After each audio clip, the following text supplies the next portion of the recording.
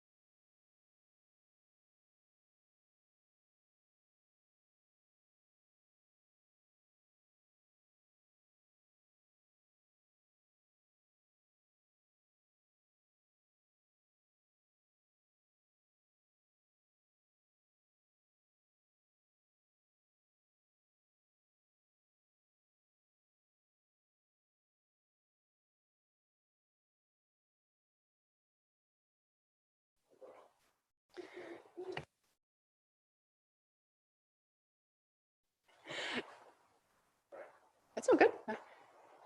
Are we good, Karen? Excellent. Well, we will recommence our meeting. So I think there's a bit of admin to do before we move to the next item. Another major late item has been tabled this morning, and it's a financial update. So we have a recommendation that the Strategic Planning and Policy Committee considers the financial overview presentation for the long-term plan at this meeting as a major late item, not on the agenda, pursuant to section 46A 7A of the Local Government Official Information and Meetings Act 1987 to inform deliberations of our plan. You happy to move that? Claire is happy to second. All those in favour say aye. Against? Carried. Thank you, Ken and Debbie. Yes, no problem. There should be a presentation pop up on the screen, and actually, councillors, if you just do a sync of your diligent, it should magically pop up somewhere in diligent as well.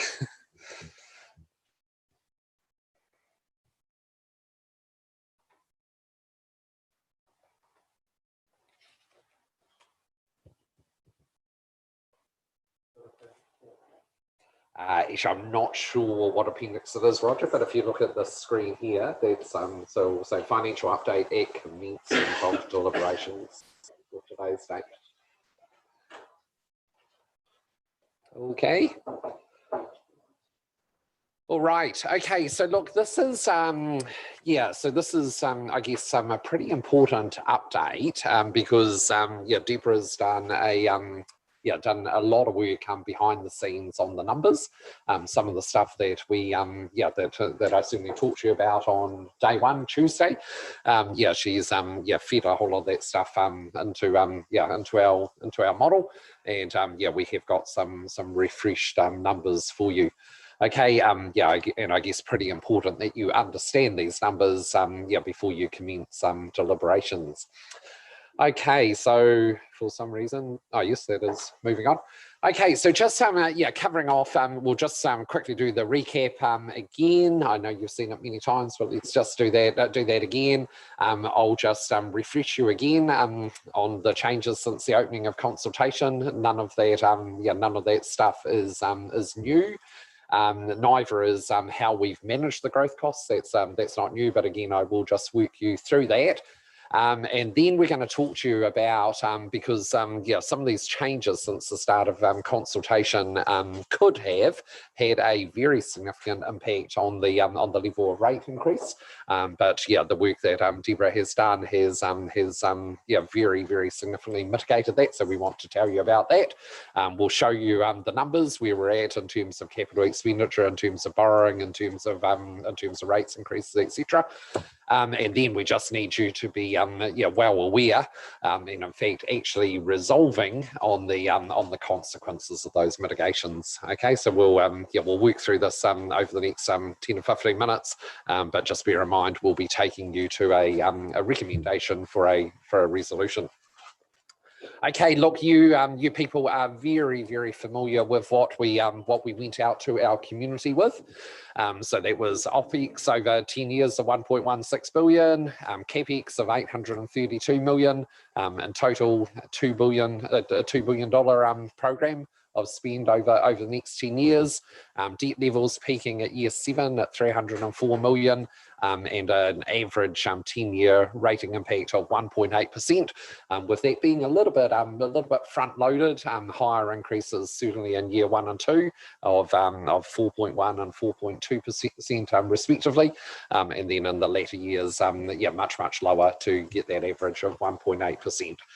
You're well aware that that's what we went out with, and the consultation document was very clear on all of those numbers that you see on the screen in front of you. Okay, so what happened since the start of consultation? There has been a number of things that have happened.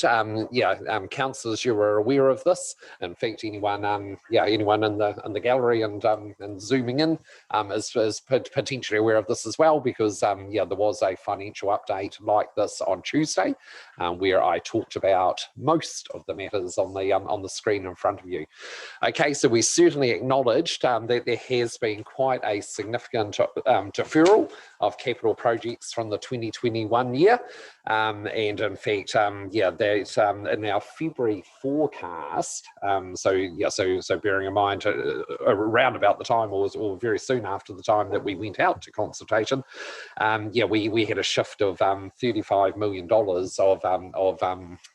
of capital projects out of the current year and into 2021, and you will see that very clearly in a graph that I'll show you in a few minutes.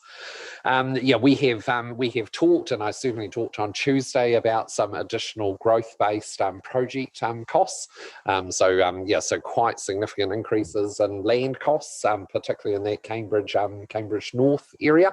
And some other costs that have that weren't in the consultation document related to growth, $52 million in total that needed to come into the LTP, or needs to come into the final LTP.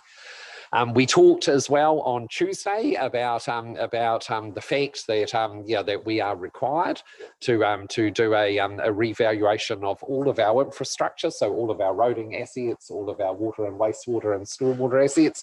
A full revaluation is due at 30 June 2021, and a couple months' time is the effective date of that.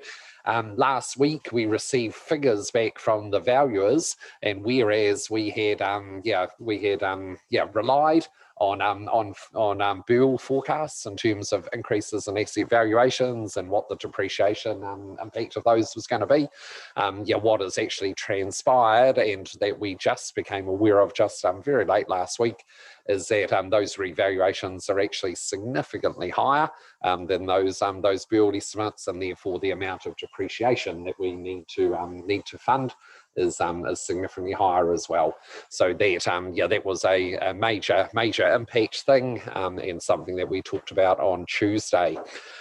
Just yesterday, I think it was yesterday, or was it Tuesday afternoon? I'm sorry, I can't remember. But in the last 2 days, we have advised that that we are now unconditional with the purchase of the Bunnings building here in Te Awamutu.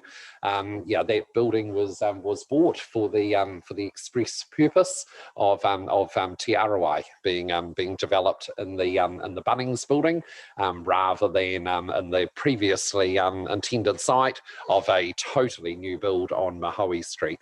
Okay, so that's obviously a very significant development since we went out to the community with this LTP, because what that means is that now we can look at or now we can bring forward the timing of Te Arawai on the basis that it's going into a pre-built building, rather than a newly constructed building.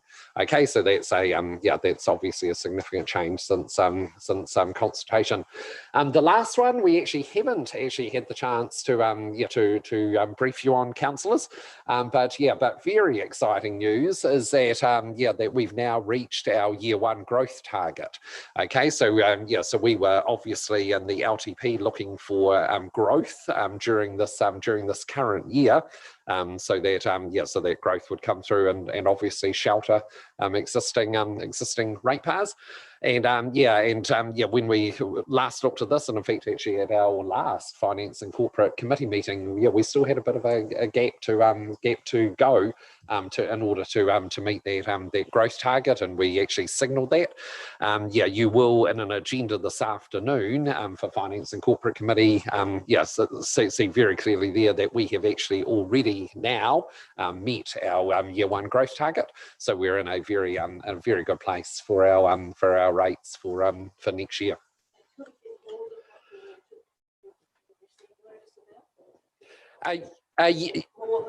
Yes, yeah. So I guess we could, because we have already reached the growth target. I guess there is still another 6 weeks of this year left. So we will be in a position where we exceed that. I wouldn't be expecting to exceed it by a huge amount, but the important thing is that we have actually reached that. Yeah. All right, so bear in mind there's been quite a lot of stuff with quite significant implications, financial implications, that have happened since we went out to the community with our consultation document. All right, I've got a screen that's not quite responding. I'm not quite sure what's happening there. We've got, or can you flick us on? Cool. Okay, so we talked about the $52 million of additional cost in the growth area, the growth projects area. So just in regard to what we've done with that, and yeah, we've certainly talked to you about this on Tuesday. But the fundamental principle there is that growth pays for growth. So what we have done, and in effect, what we have actually already talked to the development community about is changing our DC rates. You can see that there is a bit of a range of changes to those DC rates, but everything focused on growth paying for growth. So yeah, so what we are very clearly proposing is that the final LTP and the final DC policy yeah, picks up on exactly what those growth-related projects are. It sheets those costs back to the developers, yeah, so that we're in a situation where growth appropriately pays for growth. I don't think there's too much more to be said about that one.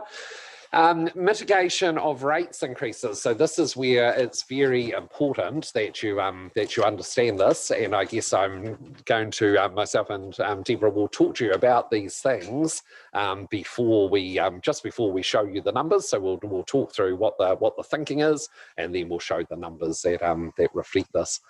Okay, so look, we are recommending, I suppose, that as staff, as officers, that there's a bit of a mixed approach to dealing with, and remember the fundamental or the main problem here that we're trying to deal with is the fact that depreciation costs are significantly higher than where we expected them to be in the draft LTP. Okay, so there's a couple of areas that we've had a really good look at in terms of, you know, should we actually be funding this this depreciation? And this is, I guess, not especially new stuff, because we've always had a practice here of only funding depreciation on assets that we're expecting to replace at some point in the future, and on assets where we're expecting expecting that council or ratepayers will bear the primary costs of that replacement. And so there's a couple of areas here, and Deborah, you might want to just touch on the figures for cycleways and community buildings. For the cycleways, we're looking at $104,000 in year one of depreciation that we don't want to fund. Now, this is on the basis that with the cycleways, a lot of the work put into the cycleways has been with fundraising and funds from other parties as part of it. The community buildings, it's looking at 191,000 for the community buildings of non-funding. And this takes into account buildings such as the Little Theatre, Ruakahia Hall, Ohaupo Town Hall, the Community House and Kihikihi. Community buildings such like that if we were going to be fully replacing them, it would be a case that we'd do a lot of community work with the community on what type of building we'd replace, and also getting a lot of external funding as part of those. Yeah, and perhaps just to illustrate that a little bit further, so I guess in terms of one of those examples you just used was the Ohaupo War Memorial Hall. So I guess what we are thinking is that that obviously in that community there is a brand new community centre, the Sports and Recreation Centre that has been developed. I guess what we're seeing is that is the future in terms of a really good, and in fact it is an absolutely exceptional facility for that community. We see that more as the future for the Ohaupo community than what that War Memorial Hall is. Although obviously recognising that that's certainly the front part of that hall is a war memorial, and I'm certainly not dismissing the importance of that. But in terms of the rest of the building, we're sort of saying, would we actually replace that, given that there is already for that community a really good facility in place. So I guess it's that thinking that is coming through. Okay, use of infrastructure operating reserves. Now, this is significant, and there are some pretty big numbers in this. So we have applied over the first 5 years of the LTP $5.1 million of infrastructure operating reserves to help absorb this increase in depreciation cost. Okay, and look, that so that's across 4 areas because particularly with the first two. Water and wastewater, it's really important that where we rate for the water activity or we rate for the wastewater activity, not everybody is connected to water and not everybody is connected to wastewater. So it's really important that where we pull funds from a specific part of the community for water, that those funds are then utilised for water purposes, or exactly the same for wastewater. Yeah, we can't use them for general purposes. Okay, so so in terms of that 5.1 million, so $1 million of that is in the water area, 1.3 million is in the wastewater area, 400,000 in stormwater, and $2.4 million in roading.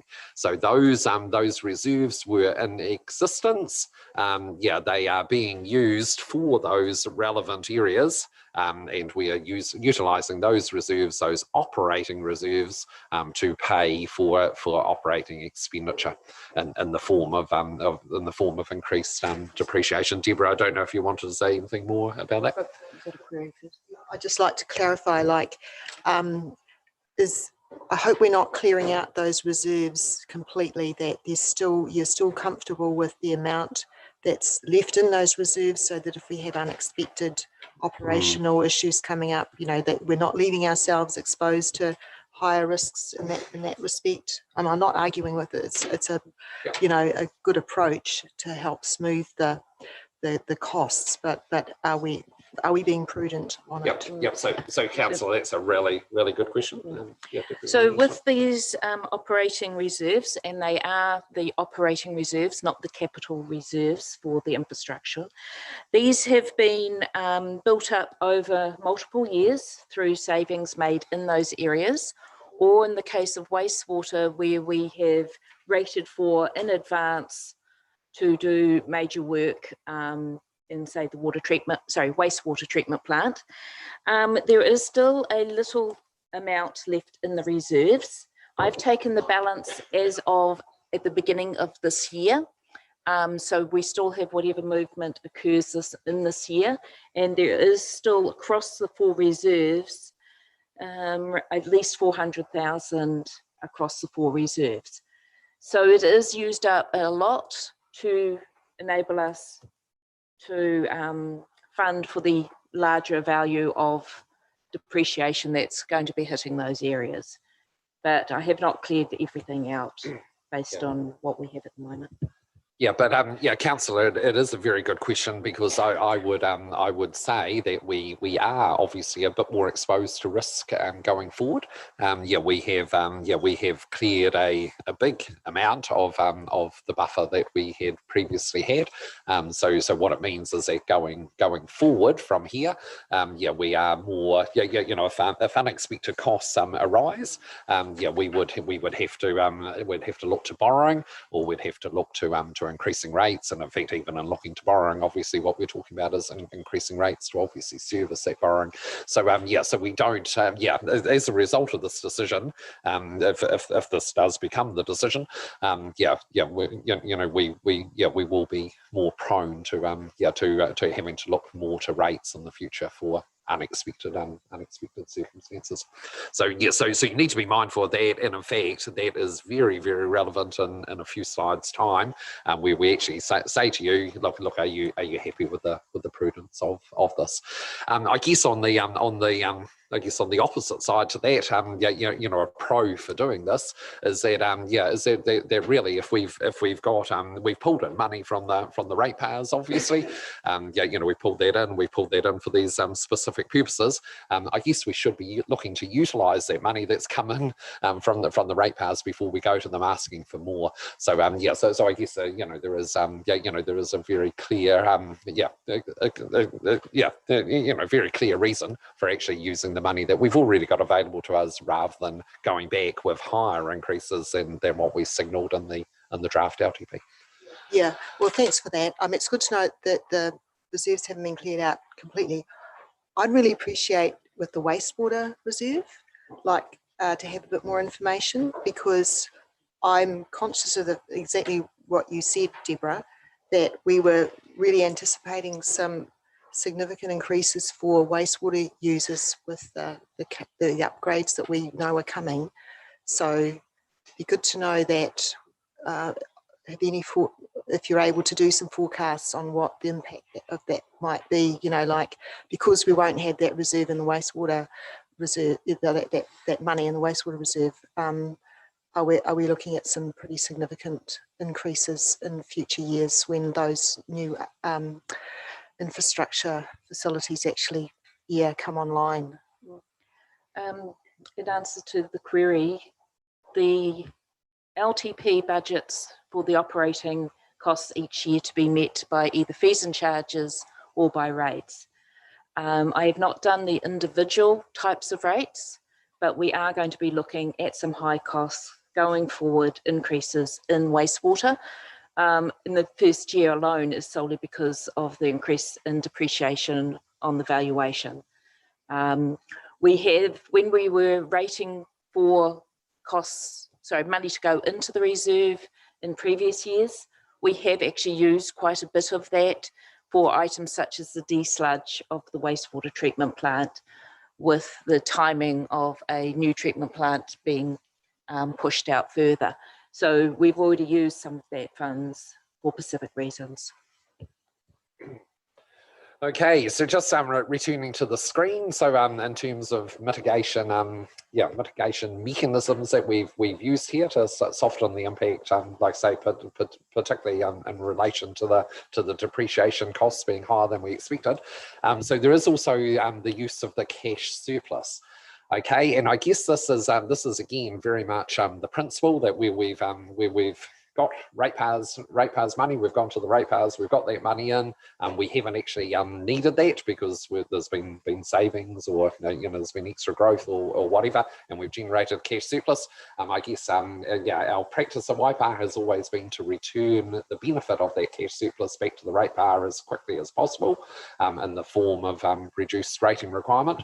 So so we have, so in the draft LTP, we had used, I believe, 1.9 million, was that right? Sounds familiar, but at least 900,000 in year one. Right. Okay. Yes. Because we spread.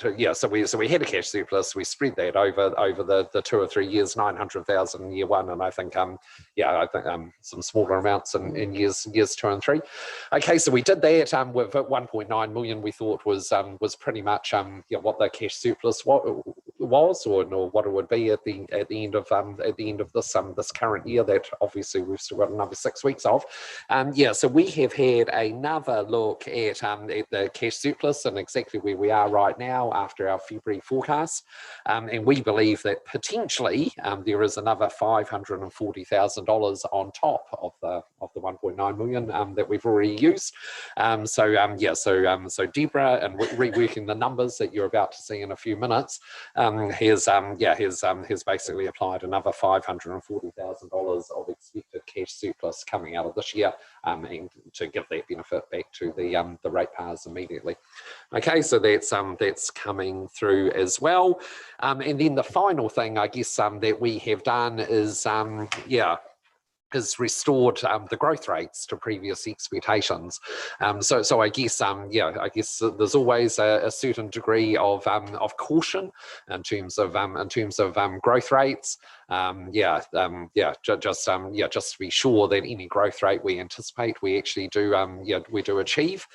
So during the formulation, I suppose, of the draft LTP and the consultation document, we actually whereas we thought our growth rates would be at a certain level, we did actually bring them down slightly, just to be a little bit prudent, a little bit conservative.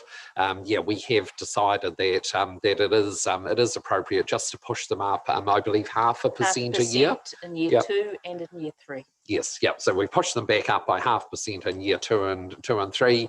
Like I say, we've had some really good news in the last few days that we've already achieved the year 1 growth target. So we are feeling that that's an appropriate thing to do, because of course that means that that growth coming through means that we can set the rates a bit lower in anticipation of that growth coming through, and I think that's quite appropriate. Okay, now, and I was going to say the other thing that we have just done, because I think it is, even though it's not on the screen, but it is something that that Deborah has spent quite some time on in the last couple of days, just trying to manage this depreciation impact, is that Deborah's spent quite a bit of time going through on a project by project basis, looking at what a really good estimate and a specific estimate is of the completion time of that project, because a number of the projects that we do cross financial years. Whereas what our practice is, and in fact what everyone's practice is that you don't actually start depreciating a build. Whether it's a road build or whether it's a pipeline build or whatever it is, you don't actually capitalise that until the actual project is complete.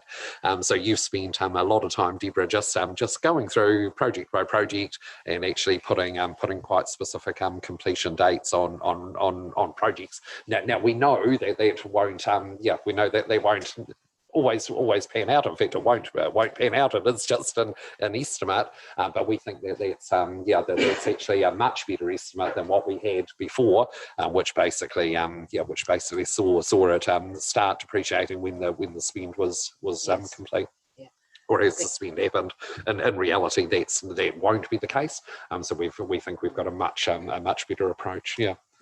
So the model basically allowed for depreciation to be in the next year after the capital value.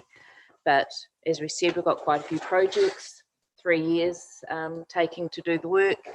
The capitalisation won't be to the end of year 3. So I've now removed the depreciation in year 2 and 3, and we have it starting in year 4. But we've looked at it on project by project to make sure that it is the most realistic values that we have. Okay, so look, I think you want to see the numbers, and we want you to see the numbers. So let's put the numbers up. We've talked enough. Okay, so capital expenditure. So this is the profile of our capital expenditure with all the changes that we've talked about. So this is picking up the extra $52 million of growth projects. This is basically projecting a new timing for Te bringing Te forward. So this is capturing everything. It's capturing that big push of projects out of the current year that we're in into year 1, etc. So those are the numbers in front of you. So the blue is as per the consultation document. Those are the numbers that you're totally familiar with. The orange is where we are now. Okay, so you can see, and actually the faded bars out to the left are obviously the current year that we're in now. Okay, so what you can see in the current year we're in now, you can see basically $50 million being reforecast out of there. $15 million of that was relatively early on in the process, and then another 35 million happened in the February forecast. Okay, so a big diminishment in our capital program this year, and pretty much that has all ended up in year one. So the year one capital program now that we are suggesting is in the order of $180 million, in fact just over $180 million, with that shift out of the current year into there. The next three bars that you see, so there's that's some of that is some capital shifts, but primarily the biggest capital shift in the next 3 years, 2, 3, and 4 is ROI is one of the key ones there, and that's coming from out of years 7, 8, etc. Was it 7, 8? 5, 6, 7. Oh, 5, 6, 7. Sorry, 5, 6, 7 coming forward into the earlier years as well. Okay, so that's the capital expenditure profile. Ken, can I just interrupt for a moment there? I understand that there, it's all very important and crucial to our discussion, but I understand that there are some submitters here that probably need to get back to work. So Okay. I just seek your indulgence if perhaps we could pause where you're at and hear from our submitters so we can understand what their submissions are about, and then we can revert back to this discussion. Is everybody comfortable doing that? I just don't want to delay the members of the public because they've made the effort to get here. So that being the case, please, I'd like to welcome Peter Fraser from the Kihikihi Ratepayers Association. Sorry, Ken. Welcome, Peter.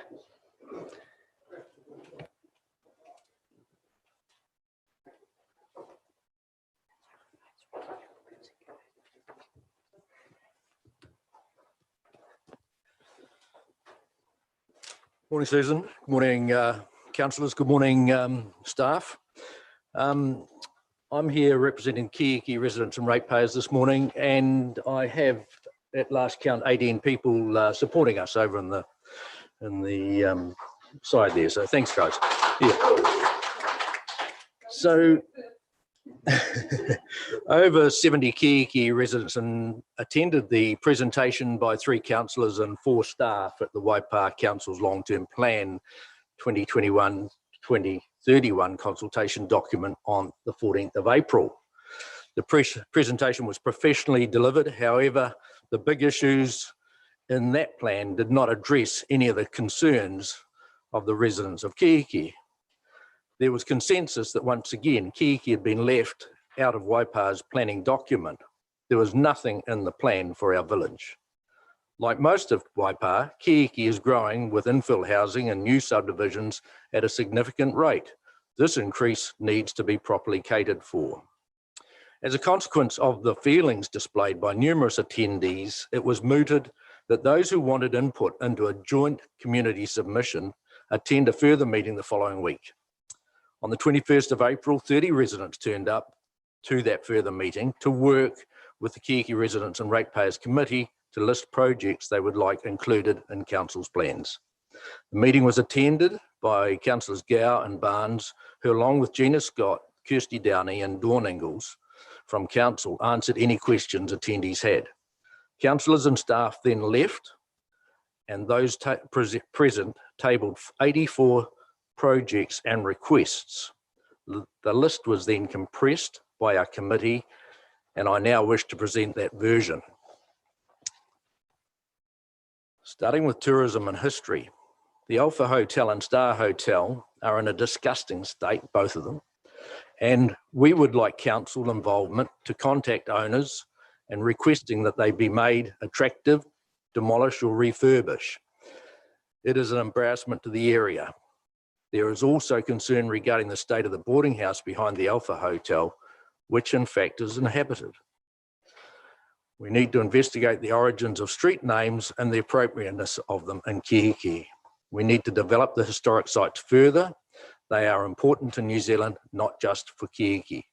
These include Orakau. The Tūrata Reserve, we propose that we build a new community centre in consultation with iwi to replace the current Māori Women's Welfare building. We move the health hub to become a part of this new centre. Māori Women's Welfare would also relocate to this new community centre facility. And the consensus regarding Tūrata Reserve was that the water tower be demolished. We need picnic tables on the hill. We need a barbecue perhaps, extra lighting and playgrounds for children so more events can be held there. We need an information kiosk with the history of the area, like the one that's being built down at the Maniapoto Reserve. Tūrata should be developed as a recreational reserve in consultation with local iwi to reflect its history as a displaced, destroyed Maori settlement by the British troops.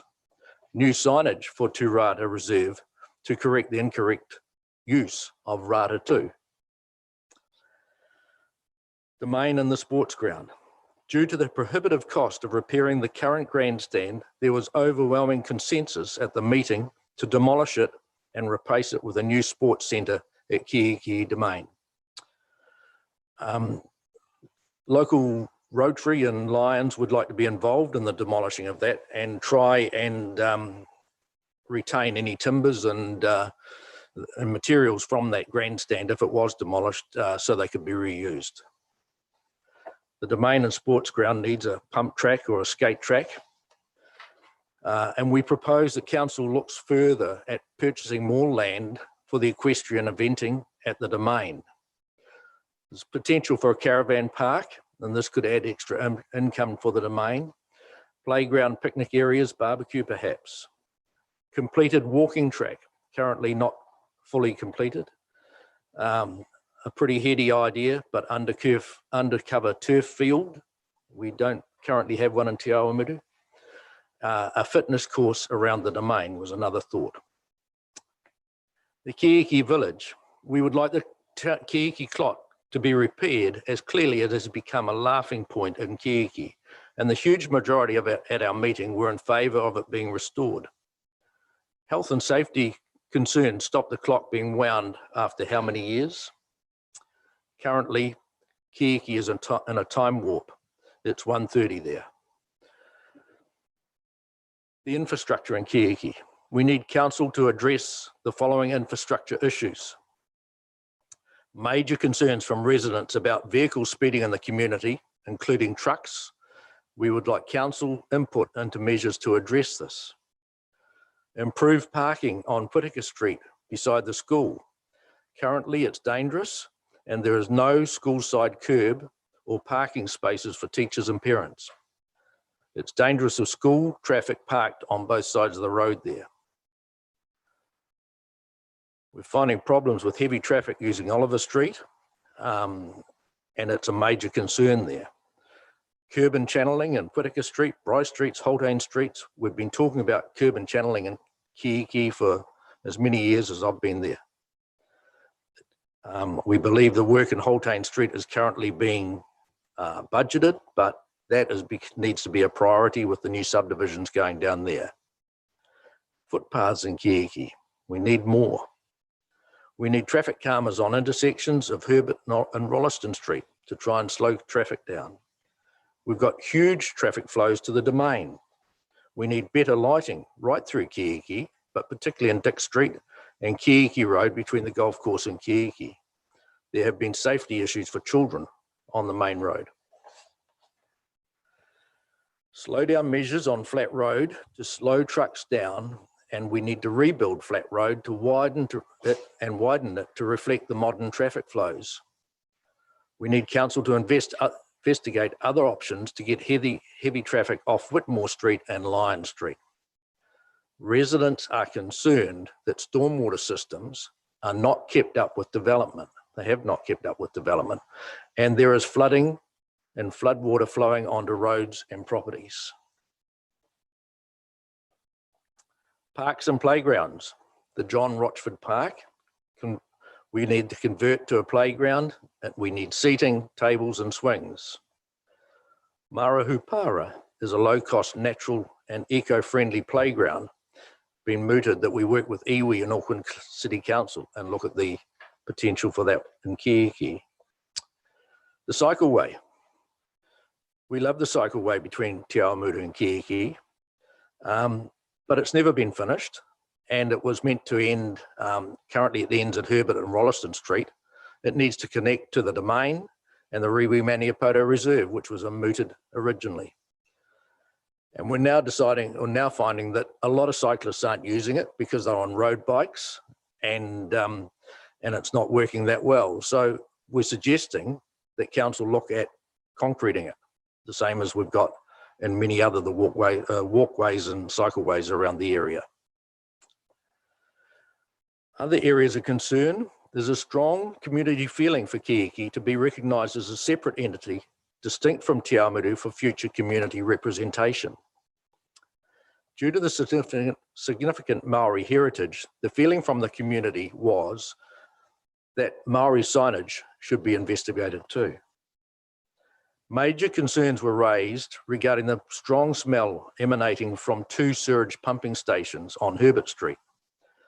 From a health perspective, we would like these resolved as a matter of urgency. Now, I did see somebody working down there yesterday. Councillors, we understand there's a big list of wants and needs here, and understand it will take time to complete, but really, is it asking too much? I say there is no plan for Kihikihi. For a little village on the southern boundary of Waipa, we have a wonderful story to tell. We are surrounded by early Maori and European history. We have the Kihikihi Domain, Council's largest community-owned domain, an equestrian area which hosts world-class eventing. We have world-class speedway, polo and rodeo events. We need to capitalise on these assets and continue to improve our infrastructure and facilities. We want the best for our community. We want people to feel safe and proud of living where we do. And more than anything, we insist that we be part of Council's 2021-2031 long-term plan. Thank you.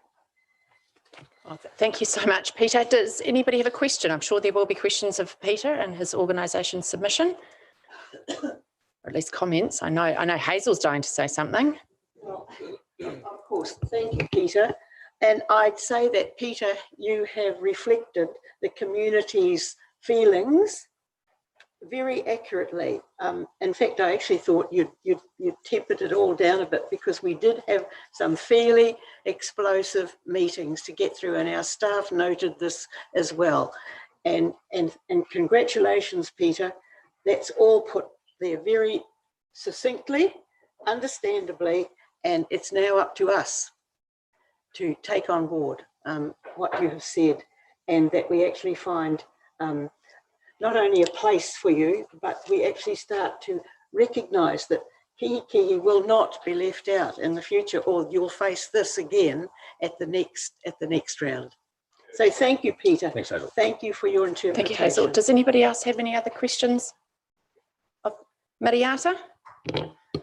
Tēnā koutou katoa. Good to see everybody. Thank you for being here, and thank you for your comprehensive report. We had a group here yesterday who were advocating for a skate park. So I saw you mentioned that within your report. I'm just wondering whether you could have some opportunity to speak with them as well around that, or has there been any correspondence? There's been some dialogue. Oh, there has? There has been dialogue, and we're aware of what they were wanting as well. And they have been operating reasonably independently. What I can tell you is our committee hasn't been particularly active for a period for a lot of reasons. But I can tell you we've picked the ball up, and we're back playing the game, all right? So thank you. Roger. Yeah, thank you. That's a long list, isn't it? It's a long list. A long list. If you were to identify a couple of priorities from that list, where would they lie? Certainly Turata Reserve and the community centre there would be the number one at this stage. We then want to move on to the domain, and with the grandstand, if it's going to come down, we would need to have another building facility there as well to replace it with the showers and the kitchen and what have you. We don't expect all this to happen tomorrow, and it may be that we can work with council to to find funding from investors or community people or community organisations to help with these things. So we're not saying that this has to be all run by council, but we will work with council wherever we can to help to progress it. Yeah. And it's good that that realisation is there, that there is a limit, but certainly applaud your thoughts, and certainly those priorities gives us perhaps a guideline as to what should be focused on. Thank you. Lou. Yeah, thank you very much, Peter. And I totally concur with what my compatriot Hazel said before. It's quite a long list. The one thing that I did really think a little bit about was the old hotel. Okay, that is in private ownership, isn't it? Correct. So our actual ability to address a lot other than through a regulatory stage is very limited to what we can actually do. I know that it's deteriorating. I've actually had a walk around it as best I could and was quite surprised to find a state of disrepair. But there are people living there apparently. Is that correct? Behind.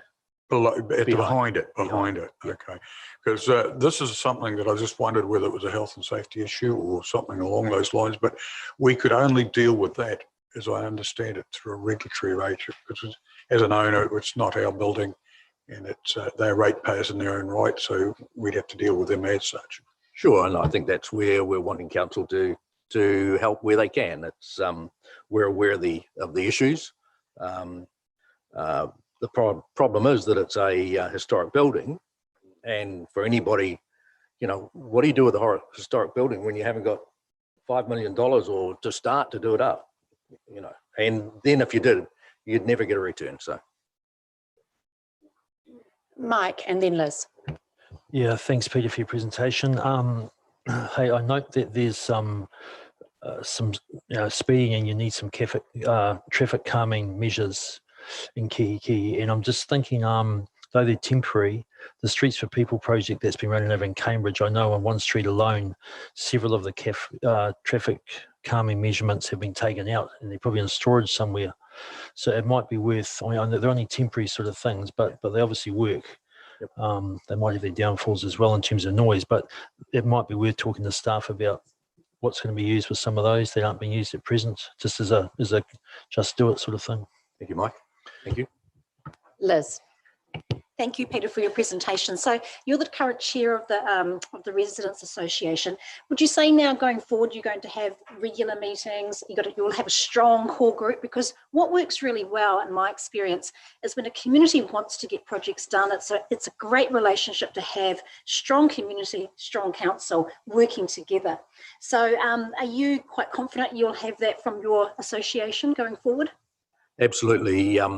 What we've found is we've had significant growth in Kihikihi. We have a whole lot of new residents, younger people who turned up with lots of energy, and they want to be involved. So right at the moment, we are the next stage is to form a bigger committee and move forward, keep that moving forward. Yeah. Can you let us know when your next meeting is? Definitely.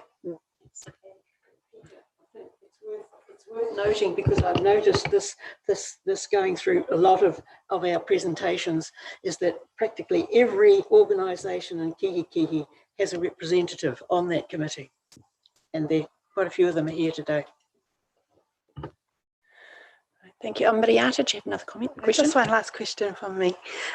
What has your engagement with iwi been like to date, and what is the intention of this committee with regard to iwi consultation? We've got very good dialogue with the iwi. We're closely associated with the Māori Women's Welfare League, and we have probably half a dozen representatives from them here today. We were at a meeting with Māori Women's Welfare League recently, and Harold Maniapoto was there and Bill Harris were there. We're talking, and they are really encouraging us to do what we're trying to do, and we'll work together. Yeah. That's good to hear. Any other questions of Peter before I let him go on his way. Look, I'd like to make a comment. Thank you to the people from Kihikihi for coming and supporting and reinvigorating this entire organisation. You're obviously, by the fact that you're all here today and have patiently waited, suggests you're really passionate to see changes in your community, which is what this whole process is about. So thank you. Acknowledge your attendance here today. And in terms of your submission, very comprehensive list, very aspirational, but tempered with reality in terms of what we can do given budgets and what we're able to help you with. So well done. Applaud you. Thanks, Susan. Thank you. Thanks, Peter. Thanks, Susan.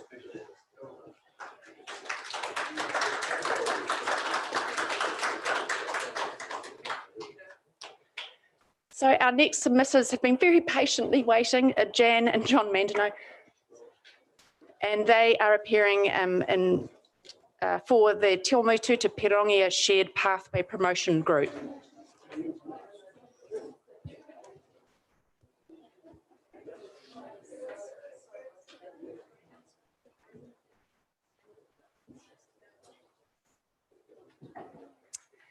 Just if you don't sit yourselves over there, Jan and John. Yeah, directly in front of me. Yeah, over that way. Yeah, over there. Perfect. Yeah. Thank you so much for waiting patiently. You guys are experts at waiting, aren't you? You got it down pat. We are. It's a bit of deja vu, isn't it? Really? I feel as though I was here 5 years ago. So Jan, you'll have 10 minutes. Bell will sound at 9 to give you a warning of what your time is, and we'll take it from there. Thank you, Susan. Well, good morning, everybody, and thank you for this opportunity to speak. We as a group had a meeting with the Mayor of Waipa in March of 2015 to present our case and the reasons we felt so passionate about developing a shared cycle walkway trail between Te Awamutu and Pirongia. 6 years later, we're still meeting with councillors and council staff to achieve our initial goal of the shared trail. Thus, we are pleased that year one of the LTP proposes funding towards completion of this trail, and which we totally support. We have observed the vibrancy that has been created in Cambridge with the building of Cycleway walkways, which have enabled Cambridge to grow economically, socially, culturally, and also part of which has been the recognition of the importance of safety for children and older cyclists and walkers to be off-road. We strongly believe that the Te Awamutu Pirongia Trail, with its outstanding and varied landscape, historical and cultural attributes, and 2 destinations, will prove an extremely popular ride and walk for all ages and abilities. Of the 3 options presented in the draft LTP, we, like Council, have a strong preference for option 2. Having closely investigated both 1 and 3, they have detracting features as mentioned and would be a poor compromise of Waipa's high standards. One aspect we question is the budgeted cost of option 2 and the actual route calculated for it. For almost 2 kilometres between Maki Access Road and Waiari Road, the trail will run alongside a council maintained drain. However, there would be a very significant cost difference between the northern side and the much more convenient and cheaper southern side. We have landowners on option 2, the preferred route, who are prepared to work with us, and we ask that they are fairly compensated for the physical and benevolent contribution they are making to the community when accepting our use of their land. We have had a large amount of support from the wider community throughout these 6 years, including the 180 letters of support from local businesses. However, we are starting to feel embarrassed about the lack of performance. We are the stakeholder group aligned with Council. We are still prepared to fundraise and find gifts of labour and materials that will help reduce the cost of this project. Members and supporters of our group have cycled extensively throughout New Zealand, and we never cease to be filled with admiration at the trails that have been created, encouraging economic value and health benefits to those districts. There is an impressive national focus on developing trails, and it's hugely important for the well-being of this area that we are part of it. We are committed on behalf of the community to achieve what we set out 6 years ago to do, and we need your support and positive contribution to bring this to fruition. Thank you. Thank you, Jan. As always, very well presented and put. Does anybody have any questions for Jan or John? Claire? I feel I've got to say You're something. no stranger to Claire. I'm one of the councillors that comes along to those regular meetings, and I just applaud your perseverance. I'm really sorry that, you know, we haven't been able to build, you know, even the first metre of the cycleway yet, and it's not the want of trying. And yeah, it's been very difficult to secure, the private landowner agreements and things like that. I feel we're almost there. But I just want to, just thank you, for the continued input and enthusiasm that you have, and that, you know, and of course you mentioned those 180 letters of support as well. So we know there's a lot of people in our community that want to see this happen, that once we get going, you know, there'll be a lot more that can be contributed. So no, I just want to say thank you very much for sticking in there, and I'm hoping you're going to stay for the long term. Thank you, Claire. And I would like to say thank you to Claire particularly, because she has been at all our meetings literally for the last 6 years, and also to Andrew, who has been with us too. So thank you, Andrew. Hazel. And I want to say to you too that it's thrilling to see from Te Awamutu and Kihikihi's perspective too. This is going to be, when it's there, it's going to so well serve the community to add on to the historic nature of, in particular, Kihikihi. But we're really looking forward to this, because not only is it going to be historic, but to visit historic places, but it's going to give us the cycle rides out through beautiful country. So congratulations on all the progress that you've made so far. And it really behoves us to get on and see that it's finished, because those other, I have family at the moment, but walking and cycling the trail from North Cape to Bluff. And the prettiest place that they, or the most beautiful spots that they have ridden through is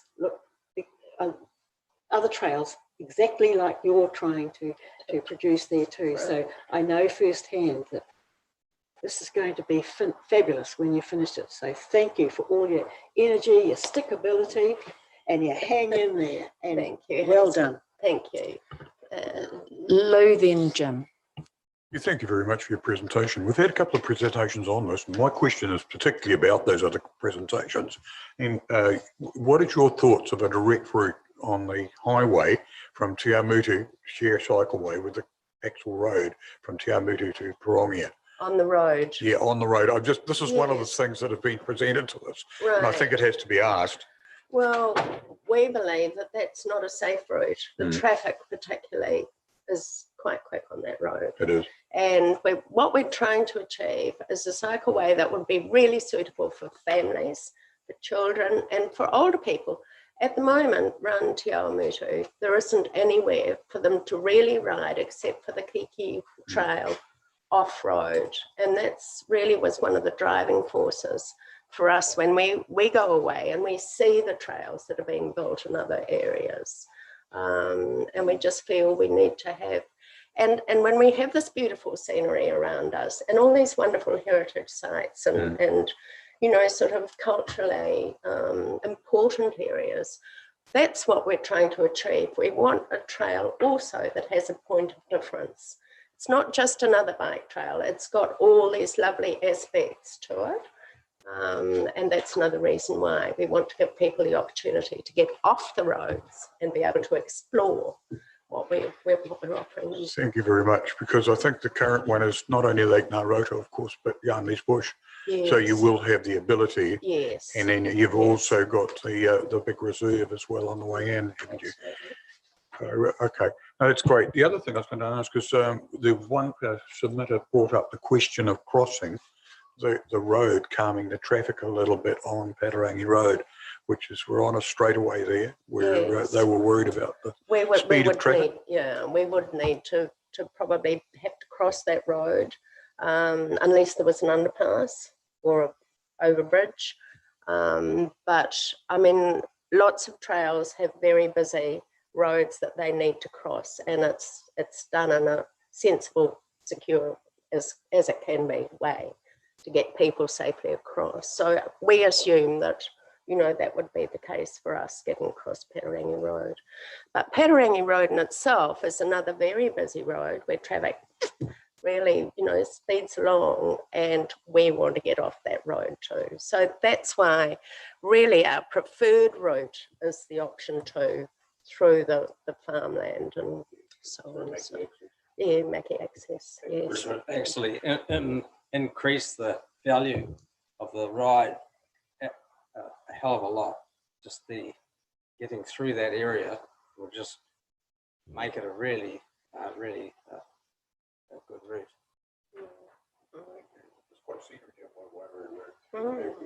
It is. It's lovely. It's beautiful out there. So yeah. Jim. Thanks, and John, share your frustration. But look, the real frustration is there's money available. The hold up is getting access agreements through private land. And the question really is, are you getting feedback that we're not offering fair compensation for the land? Because it seems to me that we are. But if that's the feedback you're getting, if that's the hold up, we need to address that issue. Yes, Jim, I would feel that we have heard that some of the landowners are frustrated by the compensation. They feel that if they're sort of offering their land to the community to achieve this, then really they need to be fairly compensated. That needs to be recognised. It's not just the actual physical land, but it's also their sort of benevolent attitude around it, and look, they're prepared to cooperate and do whatever. I mean, and we say fairly, that it's got to be a fair compensation for both council and for the landowners too. So, but I do think it needs to be looked at, and maybe more consultation with the landowners by council around compensation for it. Thanks for that clarification. Any other questions for the super? Look, I just want to echo the sentiments that have been shared, that you know, applaud your tenacity and perseverance, and yes, we too are somewhat embarrassed in terms of lack of progress, but thankfully you've hung in there all this time.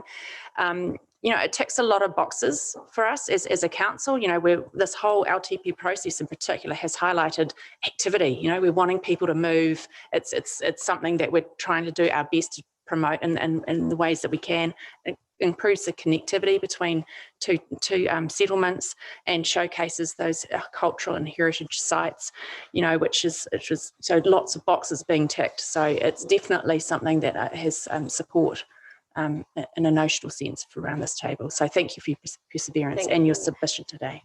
Thank you, Susan. Thank you. Thank you. So this brings us to our next submitter, which is Bruce Hancock, and he's submitting on behalf of the Cambridge Museum. Welcome, Bruce. Madam Chair. Roger. I think I'm required to express a conflict. So Thank you. I'll remain here but be voiceless. Excellent.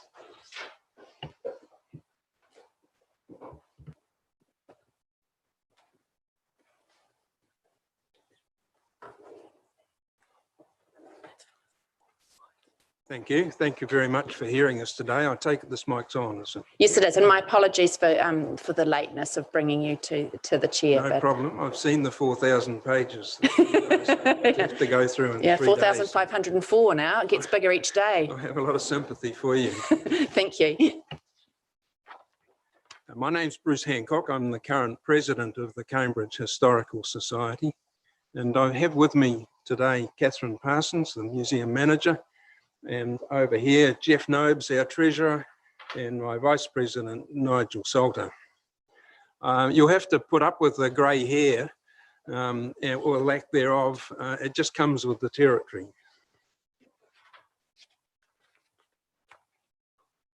Oh, we do it ourselves, do we? Good. Okay, our aim is really simple. We want to be a waharoa, a gateway for our community to explore and reflect their cultural heritage.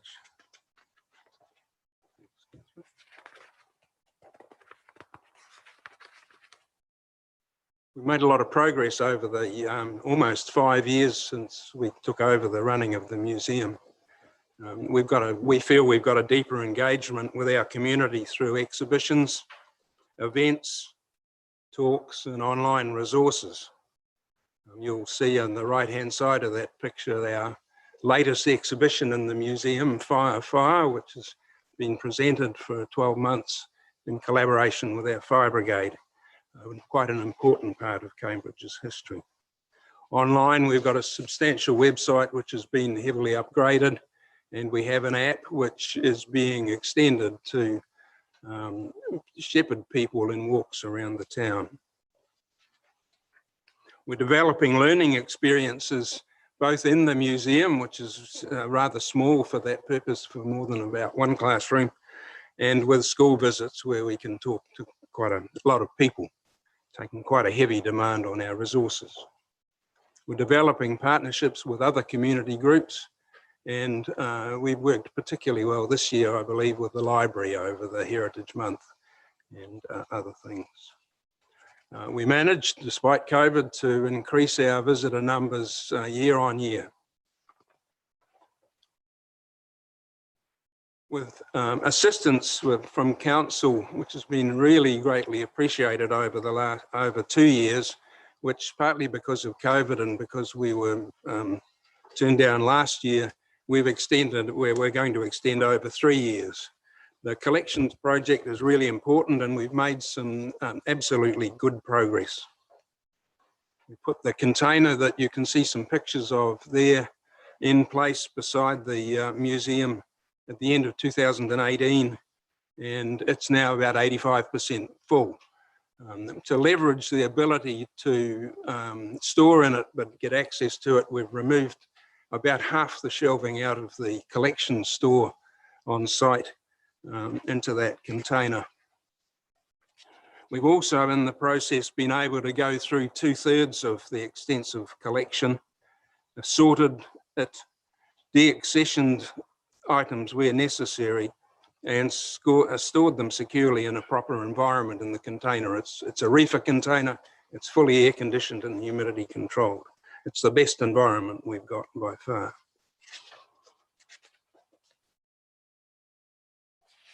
There's still a year to go. We've got 2/3 of the collection has been sorted. Between 10 and 15% of that has been declared under our collections policy as not appropriate to the collection and is being disposed of as appropriate as we go. We have got a substantial 6-page museum collection policy, which is in fact the policy that has been used since 2009 by the Te Awamuti Museum, just upgraded to modernise it a bit and improve the references and to reflect the slightly different governance the museum is under, controlled by the Society. Thanks, Catherine. We have some challenges. We need another year's funding to complete that collection project. Otherwise, our rather unique collections remain at risk. We're getting a lot more demand from students and teachers for more resources to explore their Turanga Waiwai. This is being driven by the history curriculum, and as everyone looks forward to what's rolling out now in terms of the more emphasis on New Zealand history. We also need to activate space within our museum for engagement with mana whenua. We have some absolutely beautiful te honga and items that at the moment we haven't really got the space to show. And we want to engage with them and get their assistance to tell their stories. We need some more staff input to invest in that. Our museum expansion hasn't been completely lost, and we appreciate that council is holding funds for that on our behalf. It's been disrupted a bit by cost overrun, some seismic issues with the current building, which you'll be aware of, the effects of COVID-19 and what that's going to do to fundraising issues, but it's certainly not forgotten. And while at the moment it's a bit over cost, we're looking at some changes that we can possibly make to get that back under control.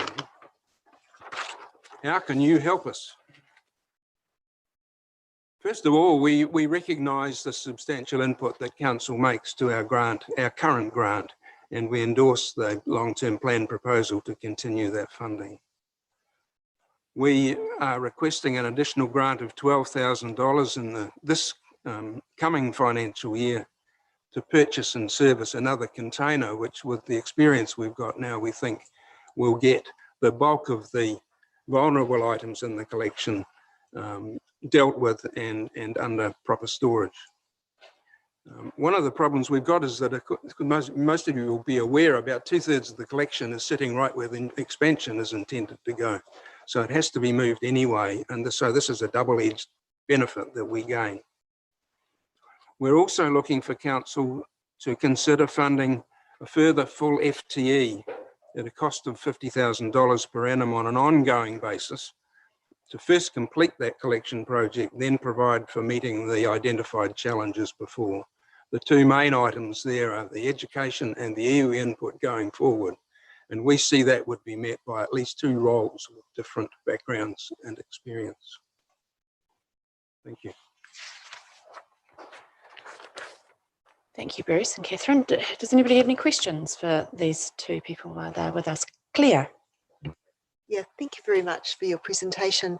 And I can see that you've got some great plans here for the future of the museum, and that you're seeking some additional funding from council. How are you going with seeking funding from other organisations and other funders for these things? We apply for grants that we can, and we have been in a small way to Trust Waikato. The Lotteries Commission have us on their books, and they funded the feasibility study for the museum. We've got a couple of local op shops which put money into the community every year. So we get a little bit out of the community. That's great. And could you give me an idea of the number of visitors that you're having on an annual basis now, and how many of those would be like students? Catherine, complicated by COVID, of course, in the last year. Around 5,000. But I can't, we need to get back to you on the number of students. So you're thinking school visits is what you want. We can let you know that. I can't do it off the top of my head. Oh, it's a substantial number of classrooms from what, 4 or 5 schools? 4? Yes, yes. We've had 4 different schools visit us this year, or we've gone to them. We can let you know those figures. Bruce, then Hazel. Thank you, Madam Chair. Bruce, you've got here that you've got a current 0.5 full-time equivalent to help you with the storage project, and you need a further 24,000, which you didn't mention. Where is that? Is that incorporated in the 50K that you're asking for, or is it? How's that? Where does that come from? It's the last point on that the collection project you've got here. In the presentation or the submission? Yeah. The submission. Yeah, no, that's included in the 50. Okay, it's 12 for next year, and then okay, the ongoing. That's just for clarification. For a full-time equivalent and the associated costs.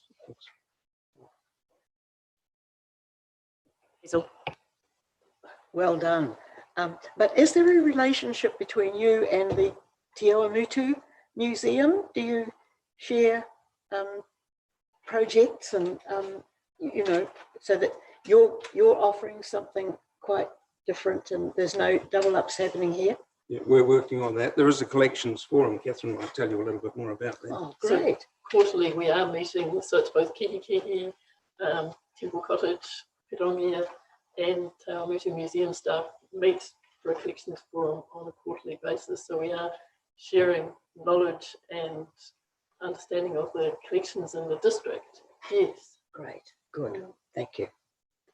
I should add, in terms of other funding, we have 20 volunteers who visit the museum regularly and do tasks for Catherine, and then of course our 10-member committee is volunteering as well, and the committee members put an awful lot of time into that as well.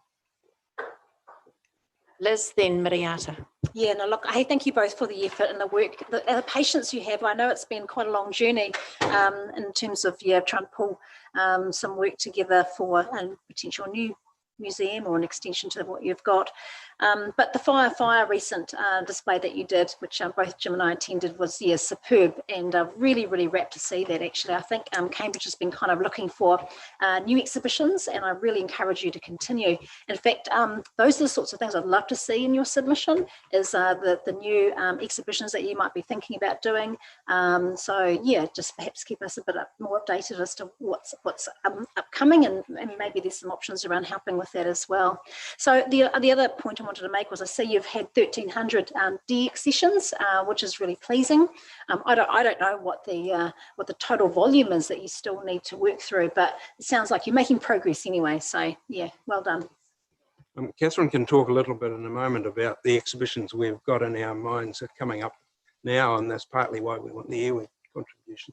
The collection, it's difficult in terms of how you catalogue things. Some one items can have hundreds of bits, and others have just one little piece. But roughly on the Vernon catalogue, there's 12,000 items at the moment. We believe we've dealt with 8,000 of those, and in the process siphoned off 1,300, and that's the 2/3. It's a movable feast. There's a lot of duplications in the collection, and where the duplications, we're disposing of the worst copy and consolidating it. When we started, there was nowhere to do any work at all. We've now got over a third of that big 6x6 garage, 6x8 garage is now work tables. And so it's sped up in its own right. It's the empty chair syndrome when you're planning. You've got to create some space so you can work on doing it. And we've got to that now. We're about halfway through the jail, which is piled high with boxes. There's stuff that I don't think anyone's seen for donkeys yet. You just can't go along, I'll have that, but we're getting there. So did I get that correct? Sorry, the other question was about the exhibition. You can talk about what we've got in mind, Lake Tikauutu. Yes, so to replace the Fire Brigade exhibition, we are planning an exhibition on Lake Tikauutu. And as Bruce has mentioned, we particularly appreciate the involvement of iwi to determine or to think through what we're planning to include in that exhibition and what we'll be told. The other one, sorry, I just wanted to speak in terms of DX sessions, is what we are doing if items are identified as belonging elsewhere, is in contacting other institutions to offer those to them. Miriata. Kia ora, tēnā kōrua. Good to have you here today. I've got a couple of questions. So what is your current relationship with Ngāti Kōriki Kakakura like currently? And have any discussions taken place so far? Because I see you've made some allocation within the FTE that you're wanting, but I'm kind of talking about the expensive engagement and time that it takes from iwi, which doesn't seem to be captured in here. Bye. One of the things I'm delighted about, we had a bit of a break in Ngāti Kōriki Kahakura's representation on the trust that's looking after the new building. We're delighted Hinarangi Kara is actually coming back on board with us because that provided us with quite a lot of contact at her pretty high level previously. But we need to get that relationship expanded into the ground root people. We appreciate that there's an awful lot of pressure on iwi at the moment with all the statutory things that they're required to do, and we know some of them are pretty snowed under. we find it difficult for that reason to extend our relationship with Ngāti Hoa, and they're just so busy. I just wanted to, yeah, thank you for that update. You know, as that relationship continues to grow, it'll be good to see how iwi are able to probably, you know, own their own spaces and their own taonga that comes with that as well, but still maintain a good relationship with yourselves and contribute either way. Chelsea Tyree has done an awful lot of work nesting our taonga and getting them, you know, in good care. So that's well advanced as well. Do you have a question? Hey, look, I didn't put forward a conflict of interest because in theory there wasn't, because this is a Cambridge Historic Society submission, but there has been some crossover with the trust, which I do chair. So I just want to formally note that. I haven't commented, I'm not going to, but this conversation's developed into a bit of crossover. Thank you for clarifying that, Mike. Can I just make one quick clarification? Was I right in hearing you say you're about halfway through your deaccession project? 2/3. 2/3? Okay, 2/3. excellent. 8 out of 12,000, and the numbers have got to be treated with caution. Okay, out of 12, okay. Excellent, no, that's wonderful. Thank you for clarifying that. Any further questions for these two people before we let them go on their merry way?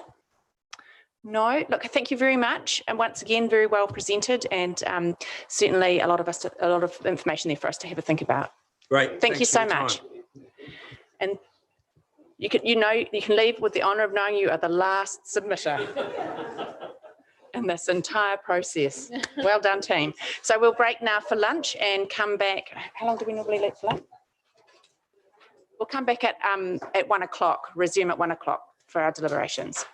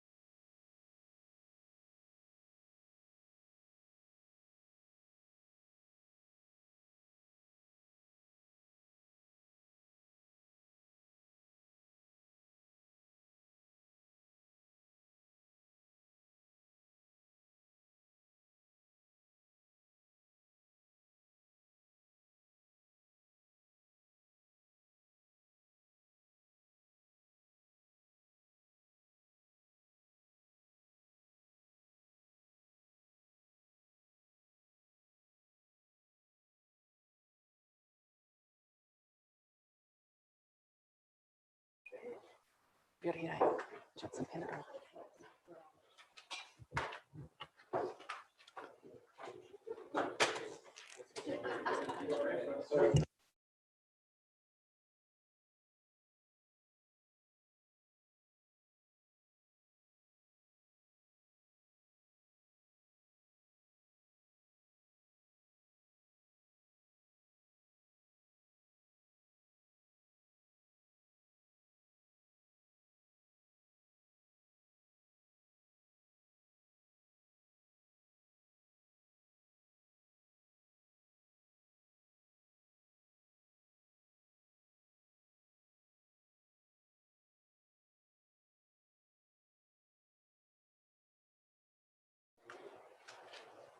you up? Okay. Right, so welcome back. So we'll just recommence the finance team's financial update. Ken and Debbie, thank you for pausing earlier to enable the submitters to be heard. Take away. Yes, so no problem. Thank you, Madam Chair. Okay, so look, I think we talked about capital expenditure, so we're just going through the numbers as they fall now.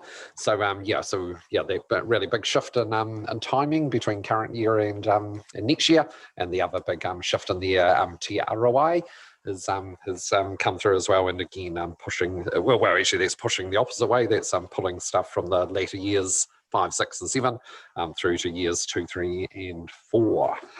Okay, borrowing. So look, I guess the profile hasn't changed significantly.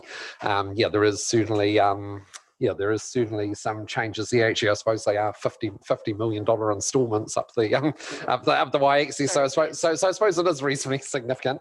But what you can see there is the orange line is the orange line is as per the consultation document. So what you can see going on there, and this is essentially probably the majority of this is TROI coming forward to a certain extent. Yeah, some of that and some of the growth coming in, but but obviously in the earlier years our borrowing is higher, whereas we did have a peak of 304 million on the orange line. The 304 million peak happened at year 7. We now have a peak of 308 million, and that is happening in year 4.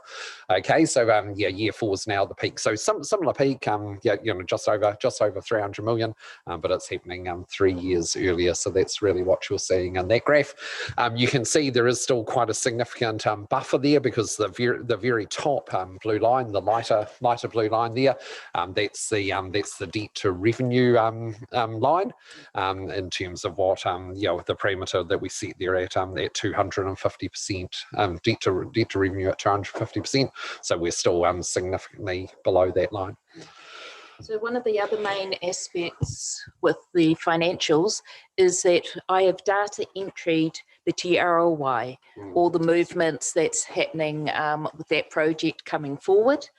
And therefore there may be, once it gets done right through the complete model, there may be some fine tuning that's required, and that may impact on the borrowing and hopefully not on the rates, but on all the accounts, the areas that we're showing you. So at the moment, TROI has been data entered rather than fully processed through. Okay, but should be only marginally different to this, if at all. Certainly won't impact the picture that you're seeing. Okay, then the rates increases. So what are we looking like in terms of rates increases? Excuse me. So what you're seeing here is the orange was the darker orange at the bottom of the screen, is what we were in the consultation document. Yes. The darker blue is what we are right now in regard to the changes that we've talked about, and of course the top 2 lines at the top of the page are what the limits are. Okay, and you can see the limits. Just to refresh your memory, the limits are the first 3 years are in blue, where it is LGCI plus 2% for those first 3 years, and then thereafter the following 7 years, as agreed and as put in the draft strategy, is LGCI plus 3%. Okay, so those are the limits. You can see we're under the limits. The profile has of course changed there, and I guess the big aspect of the profile that's changed is that we've got a high point at year 4. That is pretty much the TROI OPEX costs coming through in terms of more staff and other OPEX costs. But I guess the other thing that you see going on there in terms of particularly looking at the blue line where we are now versus the orange line where we were in the CD, you can see some small increases in year 1 and 2. Okay, so so the 4.1% of year 1 in the CD has gone to 4.3. The 4.2 of year 2 has gone to 4.4. There is a bigger jump in year 3 where the 2.8 has gone up to 3.5. Okay, so that's the first 3 years. Some marginal lifts. Chiefly related to that depreciation impact. Because we have still got some depreciation impact coming through that we couldn't smooth or mitigate. And the other thing that's important is over the 10 years. So whereas we were our real headline number, we were at 1.8% average rate increase for existing ratepayers over the 10 years. We are now in this graph at 2.2%. Okay, so the 1.8's gone to 2.2. Chair, I see your question. Right, Claire. Yeah, thank you. Just 2 questions. The first is the LGCI. Is it likely to rise given the depreciation components? Like one of the reasons was because prices are going up. So will we benefit from that in the future? And the second one is the big decrease between 2004-25 and then 25-26. There's a massive drop there. So what's behind that? Through your chair, the LGCI comes out once a year in September usually. So it will not change for the LTP. In later years, as the costs actually show up in the physical doing of the infrastructural assets, yes, the LGCI may increase on later years. With the drop between the 2024-25, year 4 and year 5, the main drop is the setting up of the TROI. We've got additional staff here coming in to set up. We've got operating costs to set up the exhibitions, which we then are not paying for in the next year. So that's basically where the big spike is. And then from year 5 onwards, it is just the direct running of the actual museum. Yeah. And actually, to be fair, even the fact that year 4 has increased significantly means that that year 5 actually diminishes because what all these numbers are is year on year, to the prior year. So if you push 1 year up, the next one actually automatically drops. Yeah. All right. Okay. So those effectively are the numbers in. So there was no other concerns about CapEx and borrowing. You're pretty comfortable with those pictures? Just a question. In terms of the our revaluation happens every 2 years, effectively. Yeah. So all of our problems at the moment, or the vast majority of them, are caused by a fairly massive increase in property value, asset valuations. Mm-hmm. Have we taken account in these numbers of what's going to happen in 2 years' time? Our assumptions obviously were too low for the 10-year plan. Yeah. So have we said that effectively inflation's kicking in again, and we need to take account of that? Yeah. So look, we've So I hear the question. I understand the question. We have still got, other than where we've adjusted it for year 1, we're still working to the Burl estimates. So there is an inflationary element running through this, consistent with those Burl estimates, which were clearly undercooked for year one. But I guess we've got no information other than those Burl estimates in terms of what's going to happen in years 2 to 10.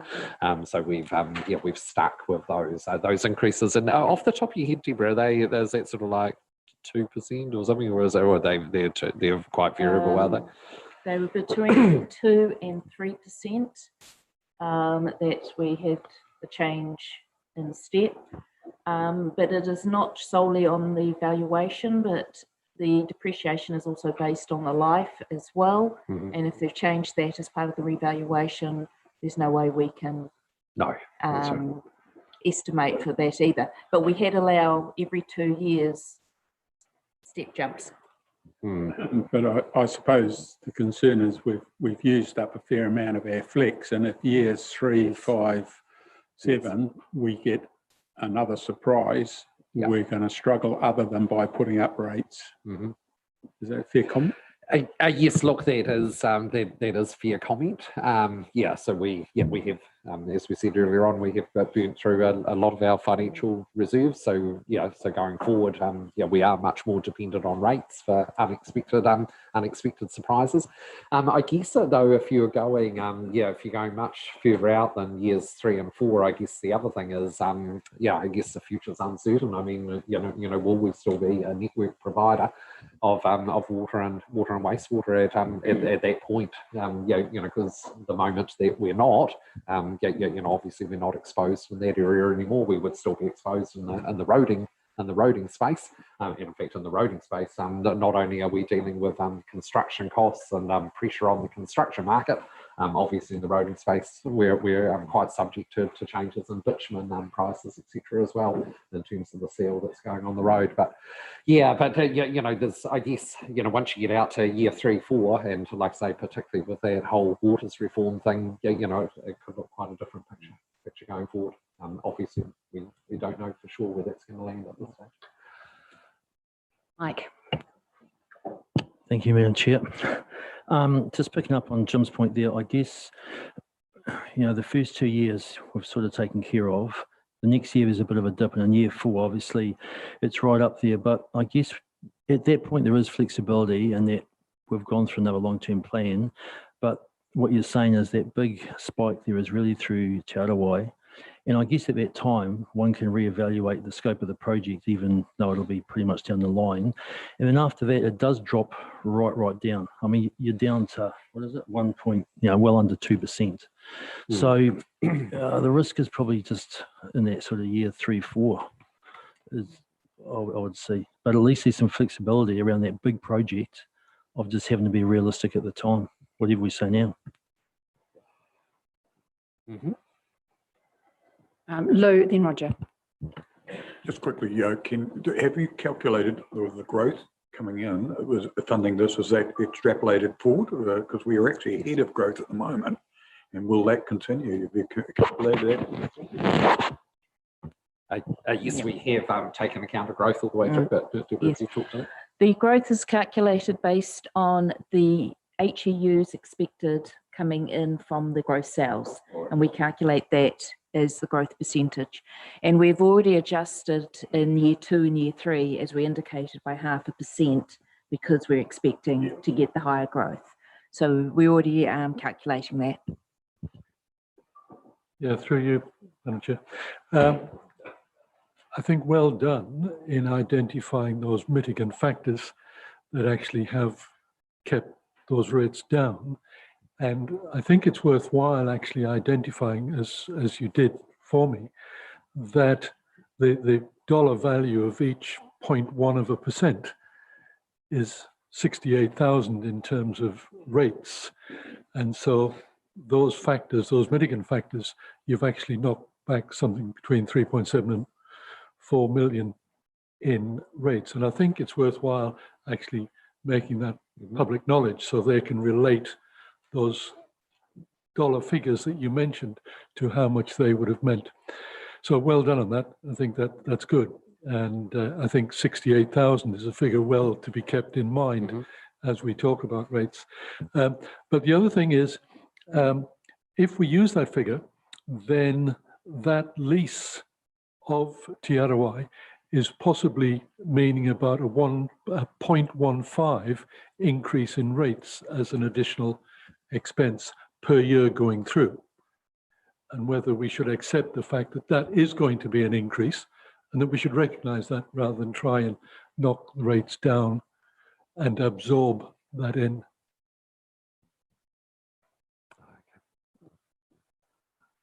Yes. Oh, you don't think it is?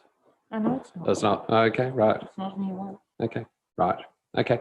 Actually, yeah, Deborah's just drawn to my attention through the chair that actually that lease cost is not actually in these numbers. So that will actually that will pick up. Deborah. 0.15. Yeah, really in the first year. Yeah, so that will actually push our year one number up a bit high. Around that territory. Sorry, Ken, but aren't we are going to be releasing the lease on the current building, which quite partially offsets that lease? Yeah, look, that's something that still needs to be talked about in terms of what happens there. Yeah. So yeah.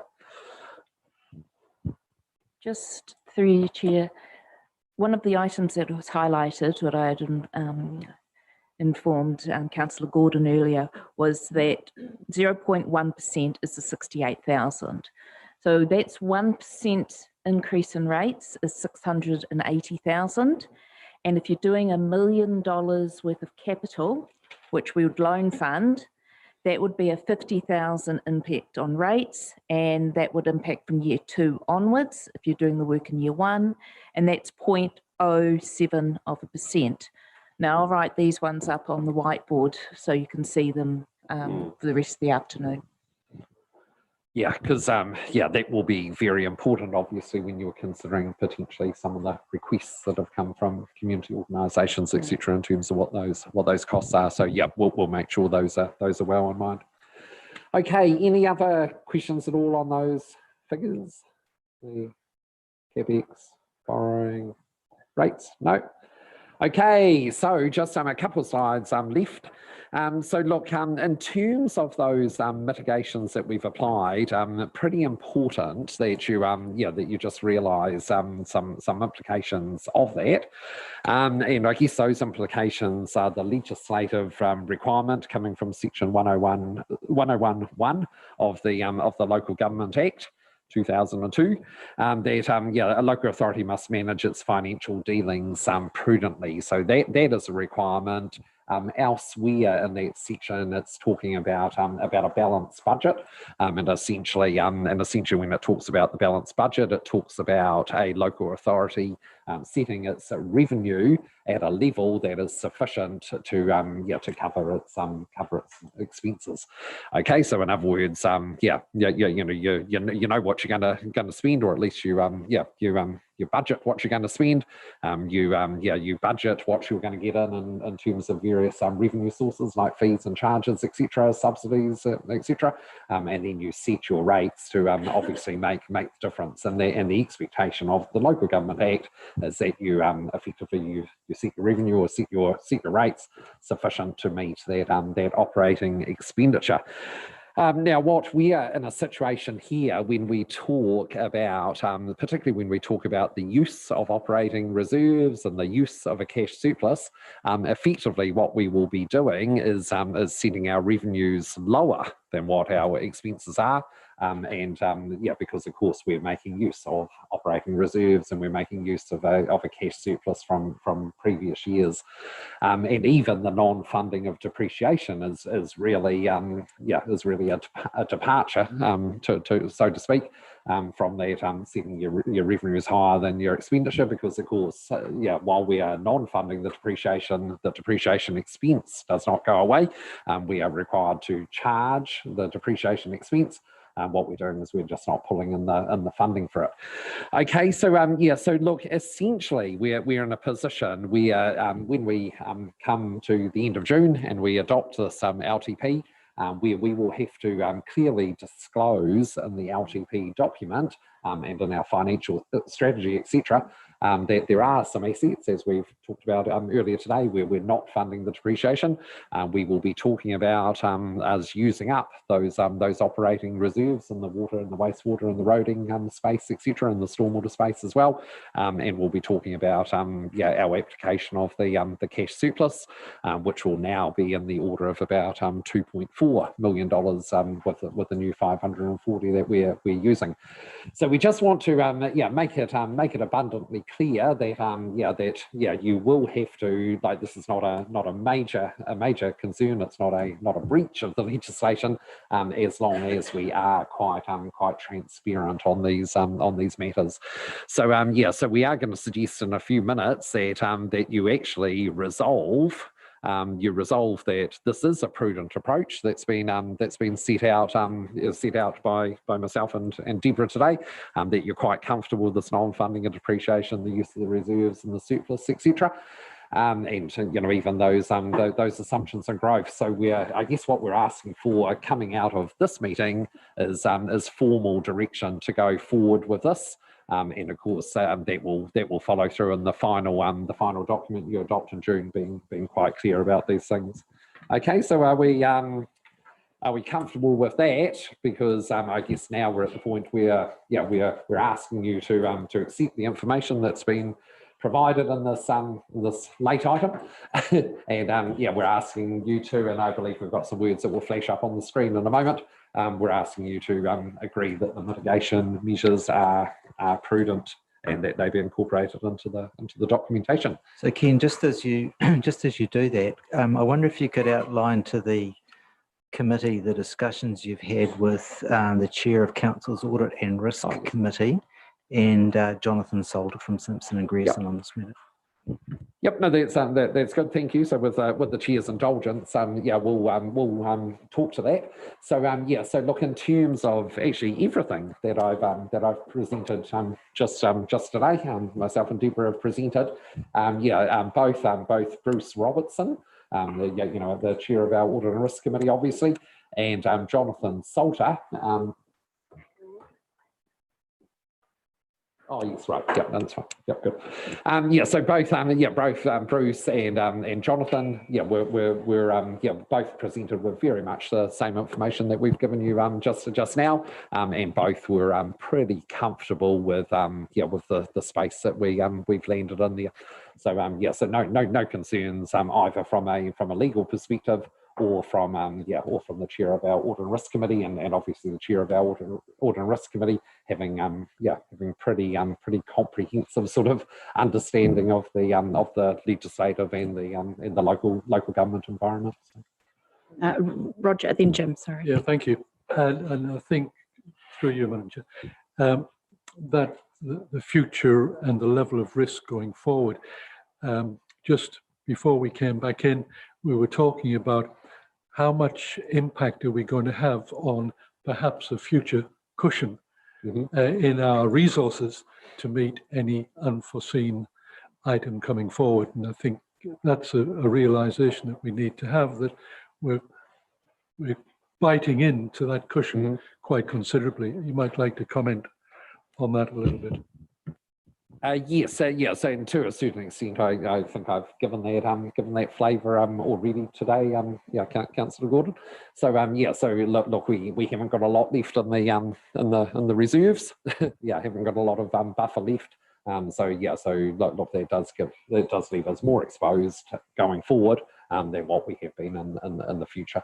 And so so anything unexpected, unanticipated.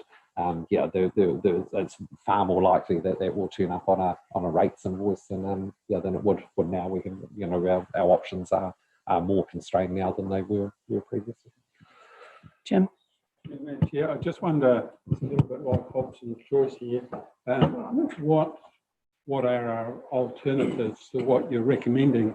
I suppose if we don't do this, what would our rates increase look like, and what would the implication of having that sort of level difference between what we went out in consultation with, what would we have had to do?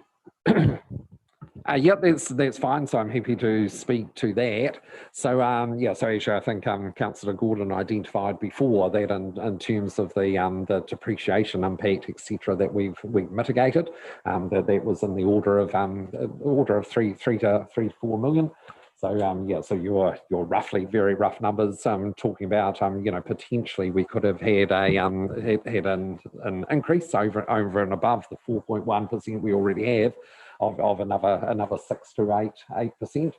So we would have been potentially approaching double digits if we hadn't excuse me, if we hadn't applied what we had.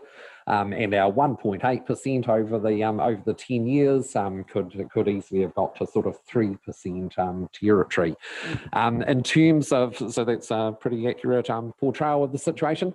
In terms of what that would have meant for the, I guess, for the process, I guess really ultimately what that could have meant, and I'm choosing my words very carefully in terms of could rather than would, what that could have meant is that that we may have actually had to go back to the community, because obviously if we'd gone to the community with a 1.8%, and then we were looking to set a LTP with an average of 3%, I mean, approaching double, there is an argument that suggests that that's not particularly fair on our community, despite the fact that this is actually stuff that's outside of our control in terms of asset values and the impact onto depreciation. But yeah, look, there certainly would have been some argument that we might have actually had to open that up to further public input. And in terms of, look, the rates increases are going to be a bit higher. Do you want us to proceed on that basis, or do you want us to think about other options? Although quite clearly our other options would have been quite limited. In terms of our other options, I would suggest really being reductions in levels of service. So so roads less well maintained, parks and reserves perhaps mowed less frequently. Who knows? So there's a whole bunch of stuff there that could have been considered, but look, I think we would have ended up in that space. The fact that we've been able to mitigate this with funds that we've got and the procedures that we've talked about, these things here that we consider quite prudent. We feel comfortable that we're not in that space, that you can make this decision appropriately. And I guess to be fair, that's why we drew Bruce Robertson, and that's why we drew Jonathan Salter, local government legal guru, and into the mix, and in terms of bouncing this stuff off them and just getting a general degree of comfort from them that we were in an appropriate place. Mike. I just picked up on the point that one of you made earlier in the day, and that's around there's a $400,000 buffer, but that doesn't include what may happen this year. And we I got the impression from you that 400,000 at the end of this financial year could improve by a little bit. Is that what you're thinking across those pots of money? Or? I must, through the chair, I must admit I have not been involved in the actuals this year. That was the balance at the beginning of the year, taking into account any work that we had planned to use from those funds. But like any aspect, it definitely could go up. I think COVID has impacted us a bit to begin with, so some of the work may not have been done, but that's just my own personal comment. I cannot say yay or nay.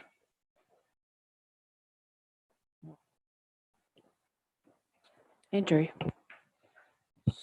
So just to be clear, the cash surplus and operating reserves effectively come from rates already levied in past years, correct? Correct. So I have no issue with returning the benefit to our ratepayers and keeping the on that respect.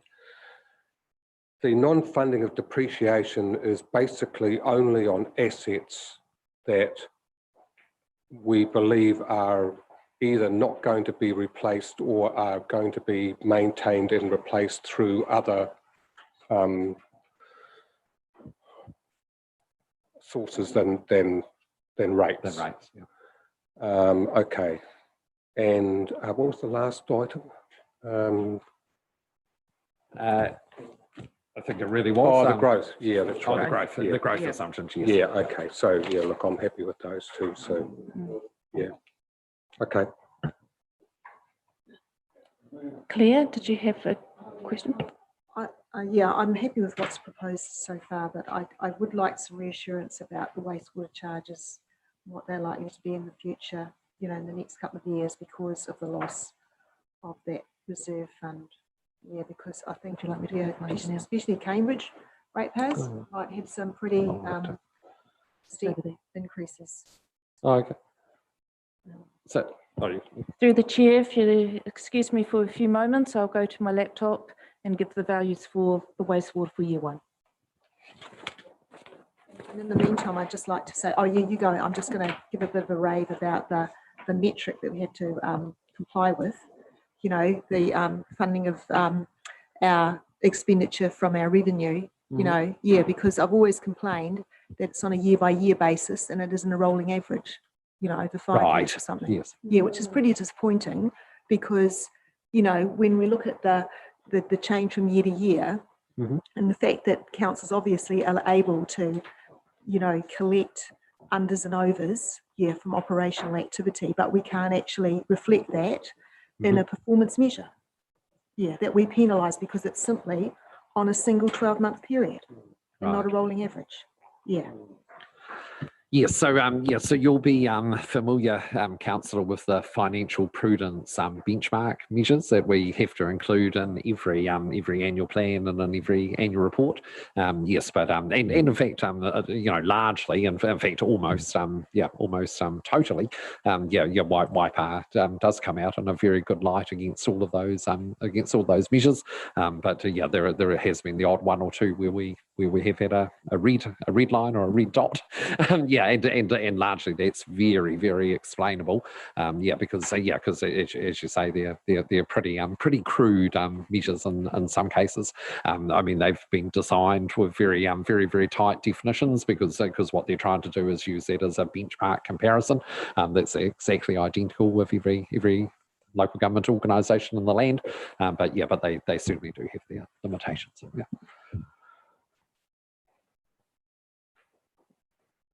All right, so Chair, I'm not sure if you want to wait for that figure or want to go on while we Liz. Yeah.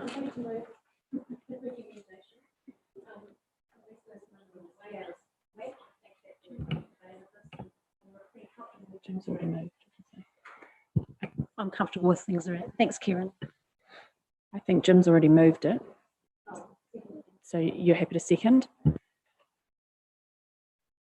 I'll put the motion then. All those in favour say aye. Aye. Against? Carried.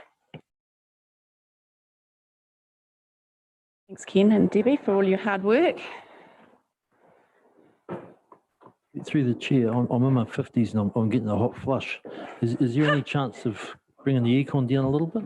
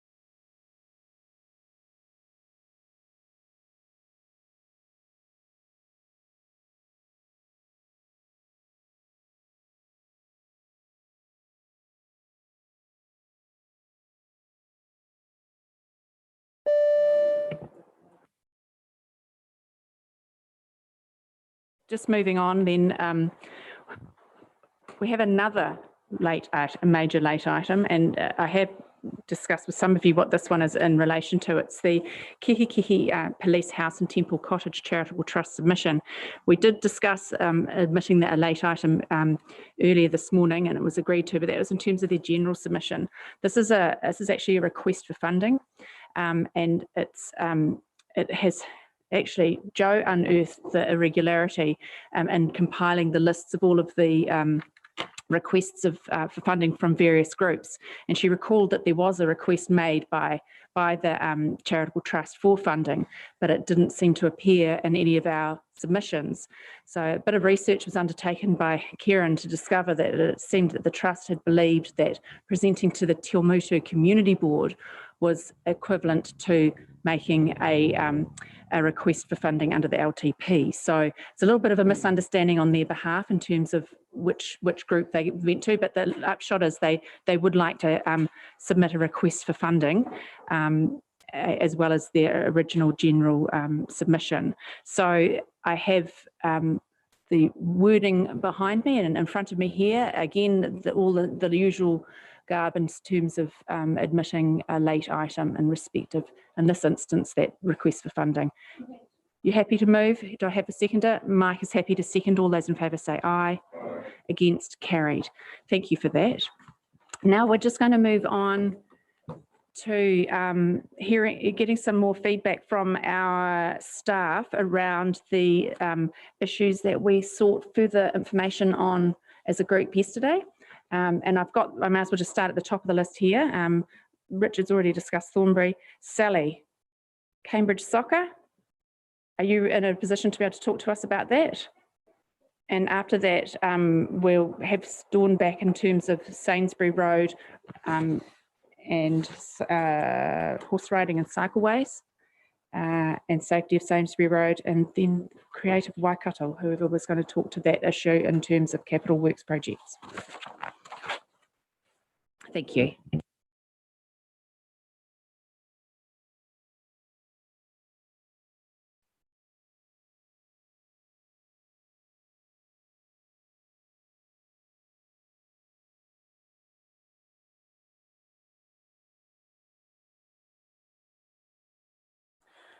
Kia ora tātou. So there was a little bit around that Cambridge football submission yesterday.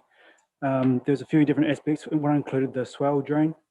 So I think Councillor Weber, we've discussed that with Richard Bax, and there'll probably be no material impact to the drainage with what's going to go on potentially with the 3M site, pertaining the Warren site. So no big change there. In terms of the lease model, staff are prepared to work with the club around working with them on that security. Just to note, they've requested 3 10-year blocks. That is currently against the council policy, community policy of 5+5+5 arrangement. So that could be something to be worked through. In years 1 and 2 of the draft 10-year plan, we've also got Waipawa District Council lease model review plan for years 1 and 2. I think I might have mentioned that to SPMP some time ago last year when we looked at the sports field capacity study that came out from our partnership with Waikato, Hamilton City Council and ourselves, and Waikato District. So I guess we just don't want to preempt what that may or may not reveal in there, but basically work with the club, and we're not going to be taking the park off the club, so to speak, as part of that process. That would be looking specifically at the field in the lease instead of the infrastructure.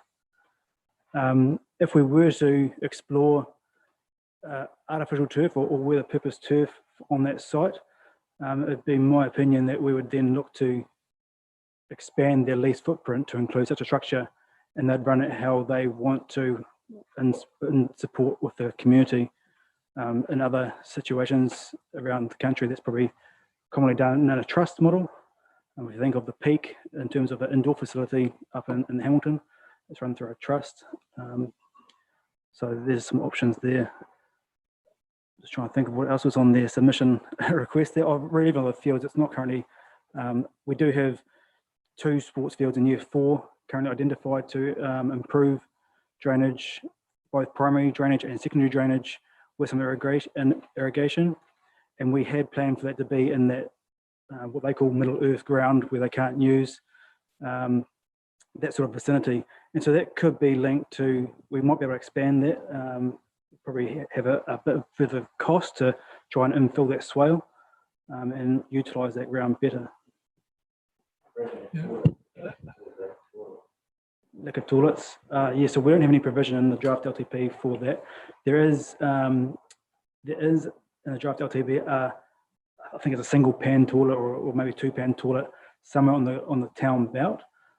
But just to be aware that there are multiple submitters to this 10-year plan requesting toilets on and around the green belt or town belt. Sorry. Yeah, through you, Madam Chair.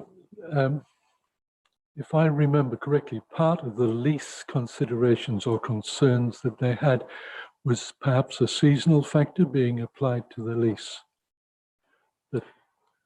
That was a concern. Yeah, thank you. So through the chair, the current model of lease is they have the whole site, the whole perimeter for the whole year. So again, I don't want to preempt what a lease model review might do here, but it may take out the sports fields and the passive areas of the park out from the lease, so that then becomes maintained by council, a bit more ownership and a bit more flexibility. We wouldn't be looking to take their code off the park. We'd be working with that club as a, I guess you could call them a priority stakeholder on the site. They might have a priority booking. Again, I don't want to inform a decision on that aspect of the review. But we definitely would be removing them. We'd be working with the club to have them with their booking or whatever it might be. Hey, well, thanks, Brad and Sally. No, I guess I just want to be really open that this issue around the fields and the inability to use them over winter has been going on well before people sitting around this table. So they have continually requested that they can actually just use the green belt that's there over the soccer months, which is their winter time. And so they have been promised for a really long time, and it wasn't that long ago in the last year that we, identified $4 million that was in the LTP that was going to be able to rectify this issue. I know over COVID we needed to take some of that money out, but that field is just crazy to me that there's all those kids that can't use it. What is the cost of just doing some of that? And I don't think that waiting another 4 years is something that they're going to be terribly happy with. I wouldn't have an issue other than the fact that it's just such a large volume of people that could get great benefit out of a piece of grass if it just wasn't, it's just such a swamp at just those times of the year. So is there any kind of, is there anything we can do? Thank you. Through the chair, there's to the best of my knowledge, there's no infrastructure in the ground there. So until there is, we're always going to be playing catch up with drainage until we can actually get the water off the fields. And then conversely, in the summertime, irrigating them so they can actually be used with nice green, instead of sliding around on dirt or dry grass, then we're going to be, without infrastructure, we're going to be in the same space, unfortunately. Same thing exists at Sheeran Park too. I need to watch the guys play football. But I have to wear gumboots. Okay, so any other questions for these guys? If they've clarified the issues that I think were raised pretty clearly. Or Claire, did you have something else? Well, it's just like the issue's been raised, but I don't feel there's any sort of action plan around it. That's all. Like, I think you're just leaving it with us that we might cover it off in the deliberations. But I mean, is there any chance of staff doing a priority list, like if we were going to do one field in Cambridge and one over this side of the district or something, and what would that look like? Is it how much money is it? Could it be resourced? I mean, or is your preference to work with the clubs that are using those grounds to see if together, you know, some kind of funding and you know, action can be, you know, I don't know whether it's something that council should be responsible entirely for, or if it's something that could be collaborated on and maybe, you know, extra funding gained from elsewhere. Like I know that the football club said they really like this sand turf or something, and FIFA would probably pay for it. Yeah. Yeah, thanks, Councillor. Through the chair, we do have an action plan, and it has come from the sports fields that we did do with Sport Waikato, and that identified the shortfall of playing fields currently in Cambridge. So we haven't allocated anything to Te Amuru in that space. I do caveat that with we do have funding for Castleton Park, which is separate. That's a bit more of a growth related item. So there is 2 fields that we're looking to improve there. But otherwise, it's all in Cambridge. We've identified 2 for Thornbury Park, John Cookoff Park. We've identified 3 for Leamington Rugby and 3 for either Memorial Park, Cambridge, or 2 there and 1 in Thornbury. So as we get closer to time, both of those, the Leamington Rugby and the Hotapu / Cambridge Memorial ones, are further out past year 4. So we are talking sometime in the future, quite a long way away. So I mean, if this group wants to bring the money forward, then that's your prerogative, I guess. I guess that's just what we've got in the draft plan from where we could fit budget in at the time when we're putting the document together. In terms of a sand carpet, so the improvements that we're discussing are sort of the next step from sports, from a natural soil field, and increases it from 8 hours per week per field to around that 10 to 12. Once you then go to a sand carpet, you start looking around 15 hours per field, but significant costs increase to that. So you're probably doubling at least to go to a full sand carpet. With what we're planning to do, we plan to incrementally keep adding to the sand, because we do put a sand cap onto the field. By increasing that, we will effectively end up with a sand carpet eventually. It just won't be an instant sand carpet. To go to artificial turf, we are looking big bucks. And something that clubs potentially don't realise is the maintenance cost of those as well. Exactly, and then thanks, Councillor Barnes. They do have a renewal, and then currently those artificials go to landfill. They are not environment friendly. So actually, Auckland City Council are moving slightly away from the completely artificial towards more of a hybrid. We've still got an artificial layer in the turf, but then you sow real turf into that as well. So it's just a bit more friendly, I guess. And Waikato Stadium in Hamilton's just gone through that process now. They just redone their turf last year, I think it was. But yeah, in terms of the maintenance cost of artificial, there's quite a lot of cleansing and spreading the prill around.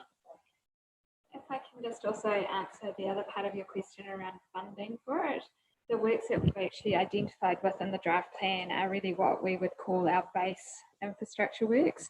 Obviously going to artificial or hybrid, or there is other opportunities around funding, but I think what we're talking about, and I think what Councillor Stark had referred to, is essentially these are works that we should be doing on our parks, providing that infrastructure. So I don't know if we would have the opportunity to secure other funding, or if the clubs would be, you know, really willing to fund that as well. Drainage isn't as exciting on the field from that perspective, but it is key, and yeah, it does cost, unfortunately. And so if I could just elaborate on that as well, there is the FIFA funding. I'm just not quite sure what that criteria is. So I know that they got it in Auckland because they had such a big population using only a handful of parks, essentially.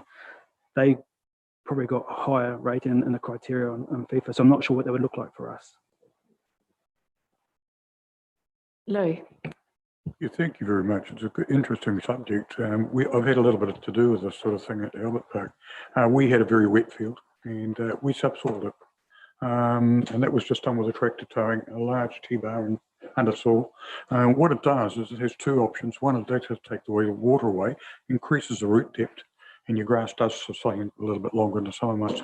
But by doing that, we were able to also have that park have a growing period, which is a lot longer Okay, so it has worked very well for us. I just thought, put that out there. It's not a particularly expensive. What people have got to realise that every time someone runs across a paddock with rugby sprigs on, you're compacting. Your surface area is actually quite small. So you're actually forcing that compaction in that layer. And quite often, if you have a look at get a geotech or someone to have a look, there's often below in your subsurface sandy soils under it, which will insist your drainage. So I'm just putting that out there. We've done it at Albert Park, and it was very, very successful. We did it actually as a club too.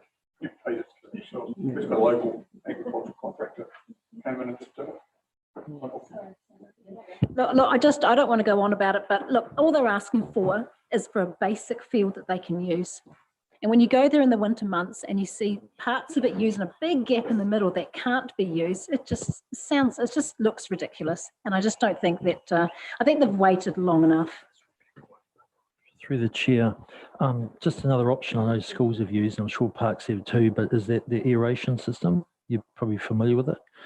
There's a couple of them around, and it just puts prods down and blows air. Now, it's not a long-term solution, but and there's ongoing costs, but it definitely instantly drains water. Has that been considered? Yeah, thanks, Councillor. As you're right, it is quite a short-term fix. So the vertidrain is very effective. It, very similar to what the councillor over here was saying. It gets the plant growing healthy, it gets better roots down, and gets the water away from the root system. It is a short-term solution. Hamilton, and the dollars do add up because it is a very time-consuming process. So they can only sort of do 2, maybe 3 fields a day with the speed they have to go. And so the cost does add up over time. I know in Hamilton City Council, they invested in their own one. They had it going all season on the wetter fields, and it was very effective. And I don't know what the costs are. I mean, for a school, they probably give sort of decent rates. But as you've mentioned, there's always actually cost to maintain either something, the existing, or something in the middle, or an AstroTurf if there is cost. But I guess what Liz is alluding to is that these guys they deserve a result, and maybe it's a short-term result at a reasonable cost if we start with a couple of fields.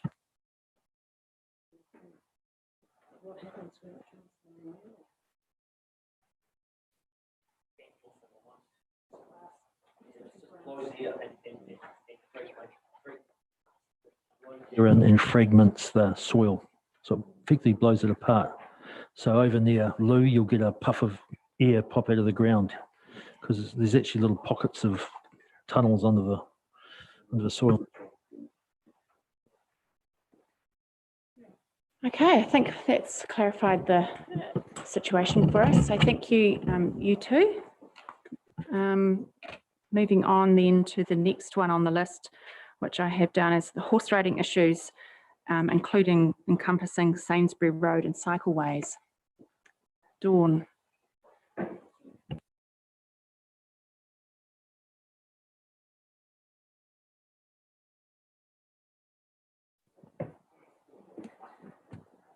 Through the chair, yeah, there's a number of issues. Maybe I'll just start with Sainsbury Road itself, which I know the Parongia submission alluded to with respect to safety issues. I've done a quick check. We haven't got any outstanding customer requests at the moment around safety issues on Sainsbury Road, so it's a little hard to understand exactly what they are. It's a road that is coming under some pressure from competing needs, and it's a rural road. It's relatively narrow in places because it's responding to the adjacent topography, which is winding and steep as it's in the foothills of the Monga. So there are places where we could possibly look to do some sort of bank trimming and the like, but it's not inexpensive. And I think there are some more underlying issues, and that is that competing demands for space. Where can horse riders go because they have horse floats, which need space for both parking and those sorts of things. So for me, I think there is a bigger question here in terms of that thinking around providing bridle paths or bridle trails within the district that we in time might turn our minds to. So in terms of, I guess, our cycleway network, in terms of issue number 2, our cycleway that we're looking to construct from Te Amutu to Nanoto, but particularly Lake Naroto through to Parongia, and whether that could be a facility used as an alternative bridle trail, that too creates some challenges, in terms of horses and cycles in the same space. What it means is we would have to make that corridor for that pathway much wider in terms of giving people lots of space, and starting to think about the bends and curves, make sure they're much longer in terms of visibility and the like. We would have to think about the surfacing that we provide, because if we provide our normal sort of chip type gravel surfacing, that's going to, if horses are using it, going to require much more maintenance need associated with it. When we start to think of some of the structures that would have to be constructed along that length as well, in terms of bridge structures over drains and the like, they've got to have different requirements if we think of possibly inexperienced horse riders having to negotiate their way through it. We haven't got a strategy. I kind of think back to various district plan mechanisms that we've worked through in the past, and that we haven't yet sort of, I think, got a clear strategy for bridle paths in the district that help inform us as to where those locations are and how we start to manage our way through these conflicts. I haven't got a lot of answers. I know that during consultation, some of the questions that were asked were around the Tatahi water catchment and whether that was a future opportunity for riding, and starting to understand that. So there may be some opportunities within that wider area to investigate other options. But yeah, those are the challenges that we face at the moment.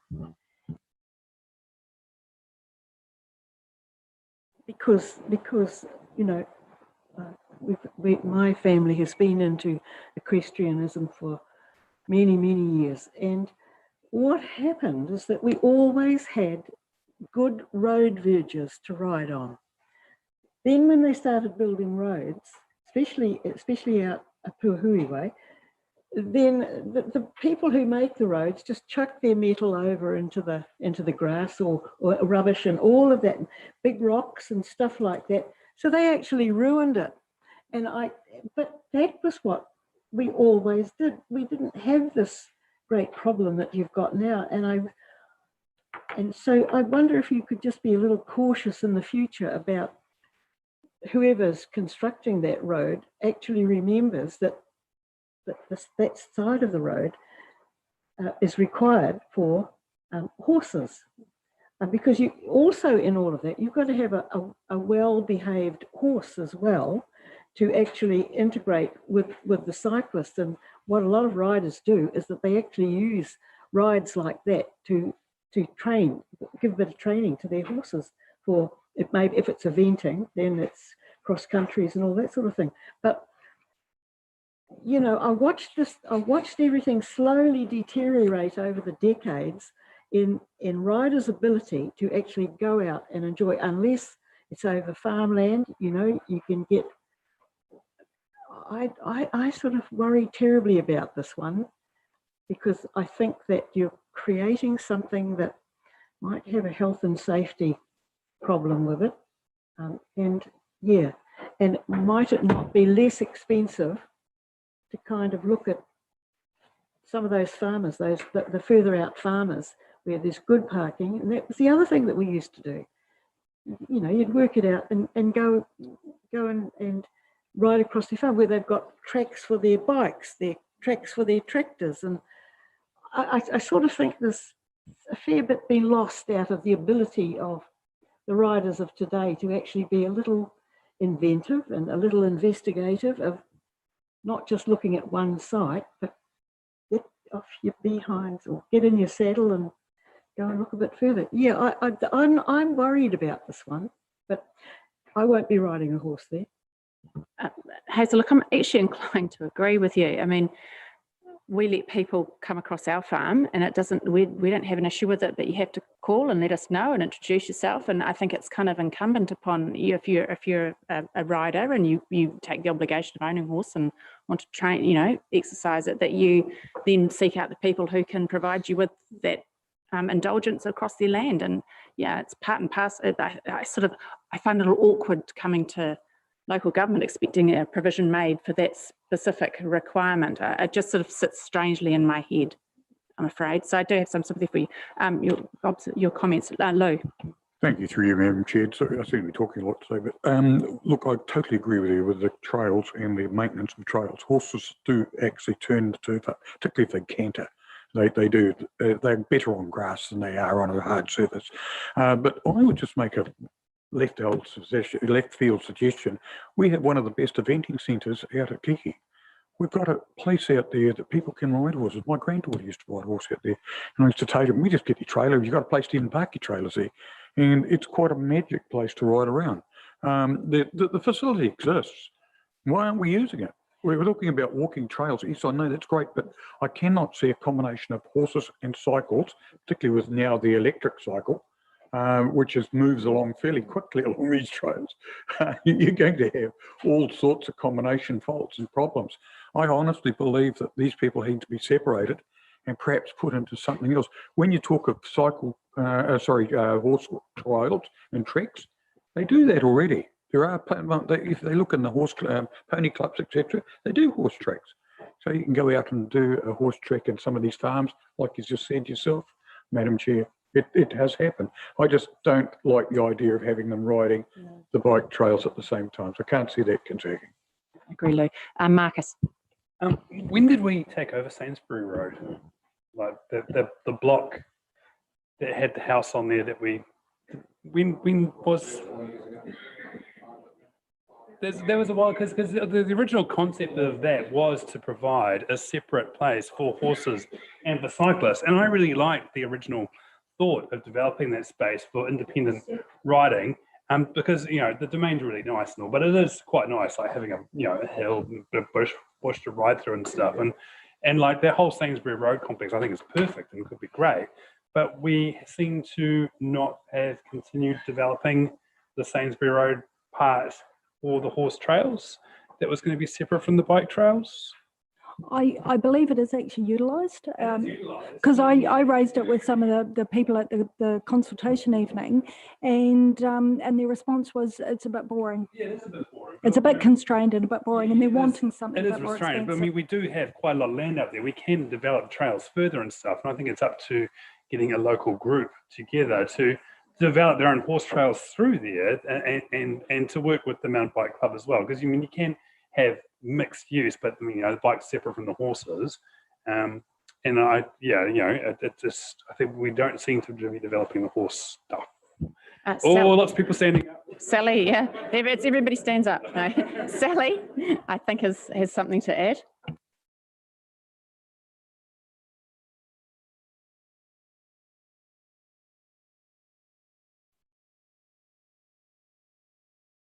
Hold it, that could even be more awkward. So we are working with the community, and the aspiration is to create those trails through that site. I know that Bruce did stand up because we're working with the property team around a lease with the equestrian groups to help maintain and manage the reserve as well. So definitely we are working with that community around trails within the park. Bruce, did you want to add anything?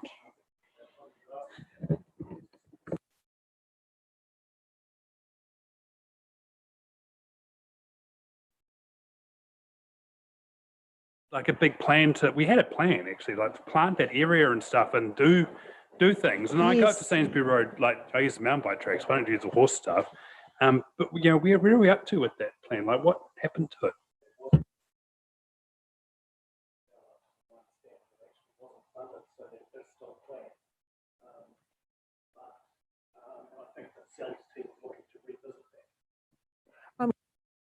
Had a confirmation of that, Sally, because I've actually been told that it's different, that you're not following that plan at all. You're simply going to work with those the riding community, the horse riders, and do a separate plan. And I'm like Marcus, I thought that was an amazing plan, and I've had other people in the community that are really keen about the planting side of it, that they'd love to be involved with getting some that planting done. So can you give me an assurance that that plan is still being used as a blueprint and something useful is going to come from it? So we do need to do a management plan for 205 Sainsbury Road, and obviously the plan that Tane Tree Trust had started is the basis for us to go out and do as the basis being used for that plan.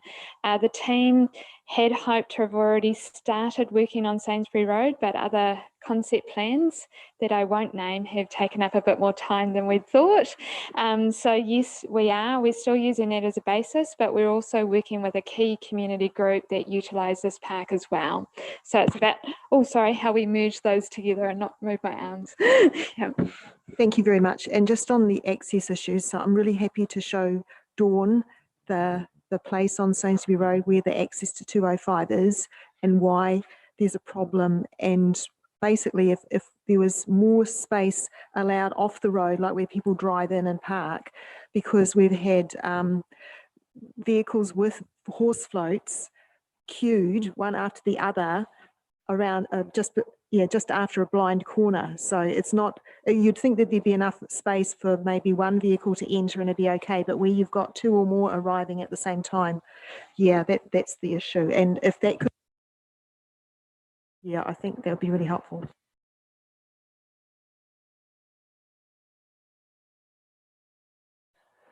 Excellent. So Claire's just going to show you, but it's that. There's a drive-in there, and people come up from Kihikihi this way, and so coming around that corner.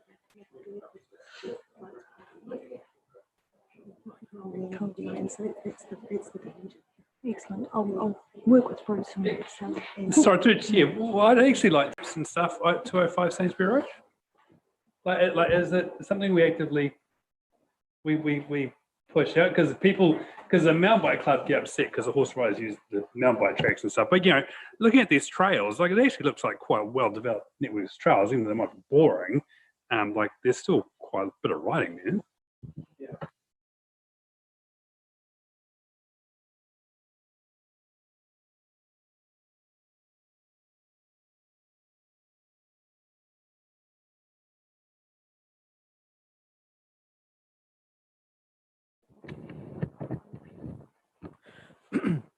So sorry, we are in the process of putting a new map on the existing sign there, and we're also about to procure a new sign for the front of the road, so it will identify 205 Sainsbury Road. We are at the same time doing a plan to put dual names onto our parks, or names where the reserves aren't currently got a formal name. Until we get a name for that site, we will just put 205 Sainsbury Road on it, so that people have a marker on the road. Claire. Dawn, you mentioned about the need for a policy perhaps for bridle trails and things like that, or bridleways. I think that'd be a really good idea because the number of submissions, obviously there's an expectation or something that's council should be doing something. I agree about the separation. I'm nervous about having cyclists and horses together, and I think if we worked with the riding community and came up with a policy or something, so it's pretty clear. I think that'd be a good move. I was actually talking to some foresters down at Tokoroa. They would love to have more recreational users in their forests, and I don't think Waipa's got extensive pine forests or anything, or plantation forests, but I thought try and get some of the equestrian people to go down there actually, to see if that could be developed, because there's huge scope down there for all sorts of trails through those forests. And I mean, I know it's not in Waipa, but they need that kind of setting, don't they, really?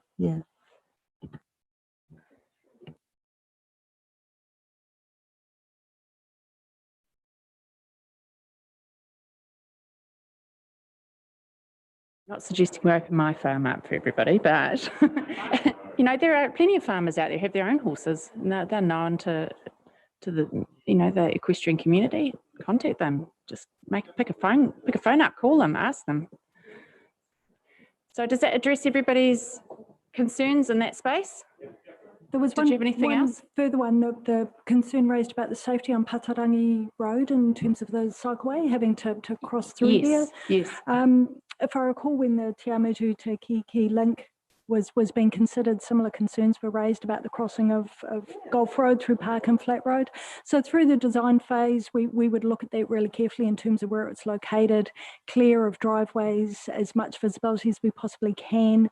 It would also go through an independent road safety audit in terms of that. So it's certainly something that we would consider very, very carefully through that process. So I just wanted to I guess, cover off that one as well.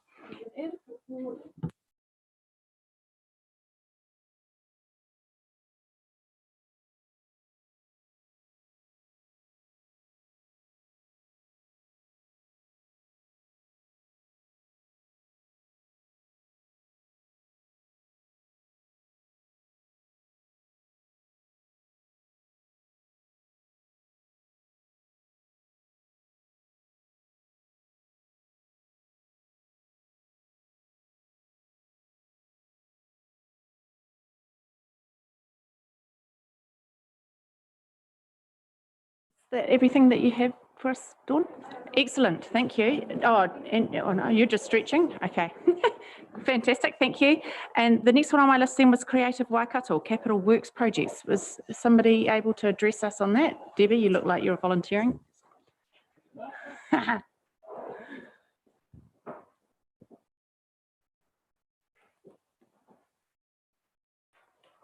ora koutou. So I think the suggestion from Creative Waikato is that we would dedicate 1% of our capital program per annum to go in towards creative projects. So we are suggesting that we would like to do a project before we could get to that point, which is to identify specific sites or locations that would be good for these kinds of works to take place. And so we think that potentially this could be done through the spatial planning process. So we would like to undertake that piece of work first before we made a decision on this proposal. Matter of interest, that would add 3% to our rates increase in the first year. So, yeah. So, yeah, like I understand the spatial planning process is going to take like three years. Like it's for the next, like, is that right? 2 years, yeah. So the proposal I thought from Creative Waikato was not to have a 1% sort of increase on all capital projects. It was community capital projects. So that would in itself identify the site. So we're not talking about, you know, the pipes and that sort of thing. That's a lot of the capital works program. So I thought that it was a brilliant idea. I'm aware of it's being used in Rotorua really successfully. And with COVID-19 recovery initiatives that we've been told should also benefit our creative community, not just our engineers, you know, I thought this is a time to show that, yeah, we're demonstrating, you know, that we recognise that diversity in our communities and that Te Arawai would be an ideal project to start with. Yeah, so I can confirm that within the budget for Te Arawai, there is associated artworks. So there will be artworks potentially on the exterior to the site as well as within the site. So a lot of those community capital projects actually have artworks associated with them when they're designed.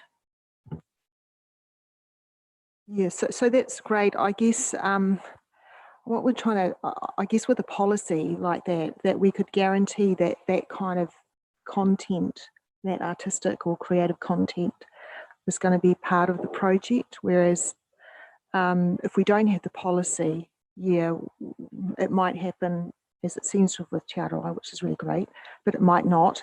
And the Creative Waikato submission said that if you make it part of the design, like early on in the project, like the design phase, it can actually be incorporated as part of the structure, perhaps of the facility, rather than just a tack on at the end or something, and so actually create something that's got far more impact and appeal.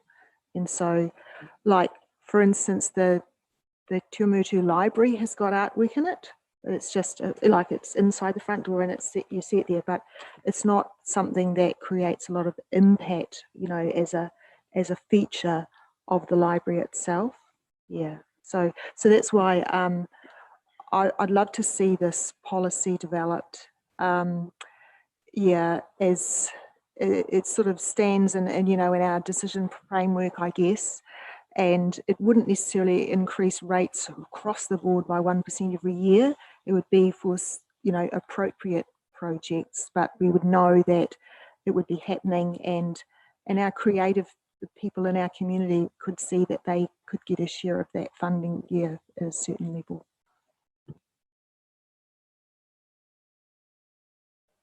Thanks, Susan. So I guess this is a nice to have, not a must. And when we are looking at steering at, you know, over costs and things like that, and I'm reflecting on the pool, it's probably the first thing to get chopped.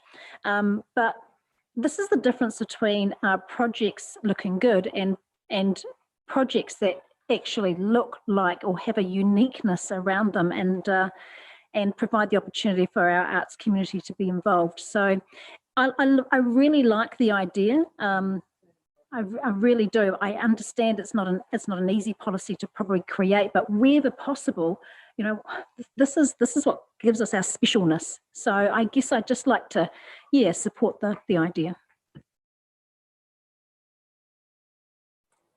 So potentially we could add a paragraph potentially to the procurement strategy, which already has a buy local aspect to it, which could be added that community projects or where we are developing community infrastructure, that we prioritise local artists if we're considering artistic projects that are associated with that build. Would that work for you, Claire? Or was it a standalone? It was probably not enough content for a standalone policy. Yeah, I think that would be really helpful for at the procurement stage, but there's also the project budget that it needs to actually have the ability to be in, you know, have that component in it as well. So where would that sort of sit? You know, if you were going to say, if we're planning a community project and we develop budgets for various stages, you know, as we go through the project, you know, design and yeah, quantity surveyors and, you know, all that sort of thing, where would there be artistic component or creative? Yeah.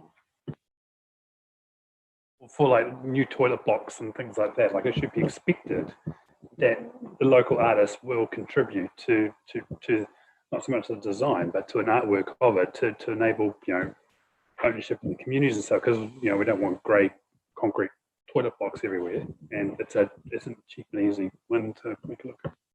So my understanding that is pretty much standard practice now. So I'm not sure that developing a policy around that is necessary.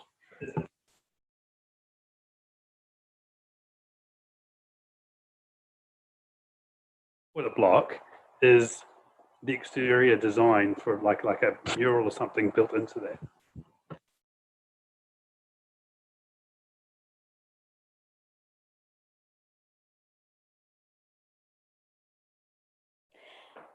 So just in response to that, that was around if we're getting artworks involved in projects and that sort of thing, and is it part of the budget? So I think Centennial Park toilet wrap is a really good example of recently something that we've done, and that was we invited the community to submit to that, did a bit of a process around that. So I think those are definitely opportunities going forward with us in our projects, that we look at those quick wins to get arts involved in some of our facilities. And toilets unfortunately don't seem to be too sexy to do that with, but we did get a couple of good concepts for that one. So yeah. Gary, did you want to add something? Yeah, just a bit nervous about developing policy on the fly. So I think we've picked up enough threads of the conversation to bring something back to you, because I think we've also got policies on public art. We've got policies on themes around the land wars, and so yeah, let's just gather up what we've got and bring something back to you, including procurement and what might go where. So I think that's probably wraps that one up. I don't have anything more on in this space, do I? No further things. So just before we kind of launch into things, I thought we might have another chat. We'll adjourn first, and then we'll come back a little later. Okay, we're adjourning now.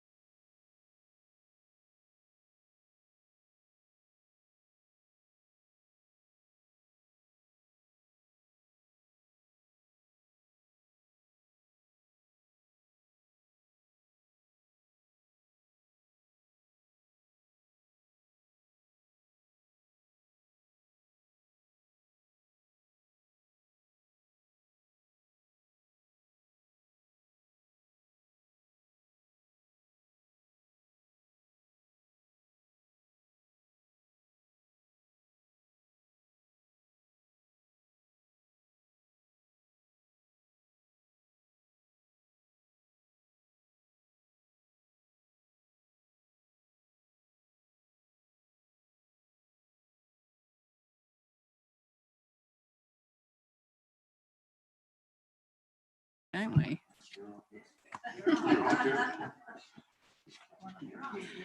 Welcome back. Listen, we've got our fantastic little recommendation to make here that it is acknowledged that the hearings and deliberations for the 2021-2031 long-term plan will continue beyond 6 hours. Do I have somebody who's happy to seconded Lou? All those in favour say aye. Against? Carried.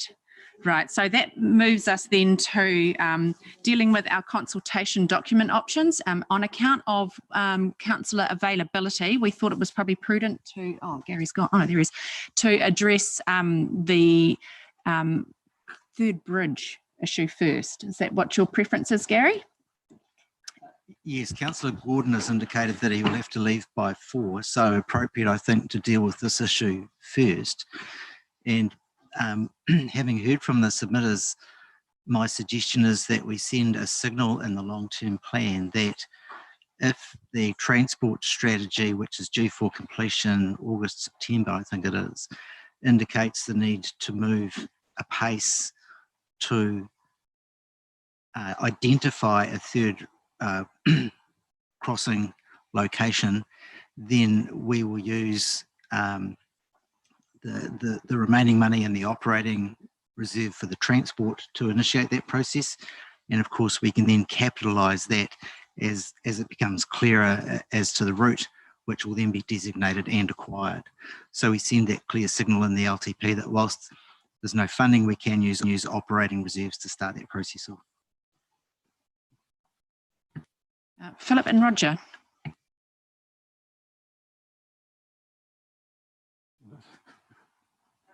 No, everybody's happy with that. Excellent. So yeah, that's not a recommendation, but what I believe we have to do is just record the decision. So we did have somebody to move that and second that. It's recorded, and I believe at a later date we'll do a mop-up in terms of the recommendation. Is that what the situation is? You can vote on it today. If we can put a draft recommendation up if you'd like to deal with the bridge on its own in isolation. Let's deal with it.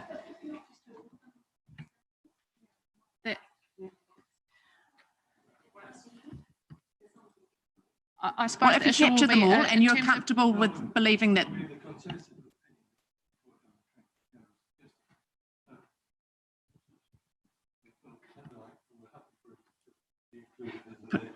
Yeah. Okay. Happy to be okay. You're comfortable with that course of action? Yeah, I just want to say, yeah, really comfortable with it. I don't think that's a deviation from what the overall intent always was. Yeah. Get the transport plan done, yep. Look for the actions, and then act on them from there. And if the strategy brings out that data, then let's go. Yeah, I totally agree. So we're all in the same place on that regard. And in terms of the recommendation, we'll tidy them up at the end when we pass them all, so long as they're all caught by staff. The Chair, the only concern that we have with regard to that is people have talked about not being here on certain days. For example, we're aware that some people won't be here tomorrow. So we just need to be mindful that if we're delaying the decision making to the end, that we'll need everyone to be here for that. Sorry, the quorum. Yeah. We'll definitely have a quorum, but the gentleman in question may not be here. So I think we've got enough understanding that that's what the agreement is around the table. It is captured. We'll do the recommendations all at once at the end. Okay, right. So let's move on then to the next consultation document topics.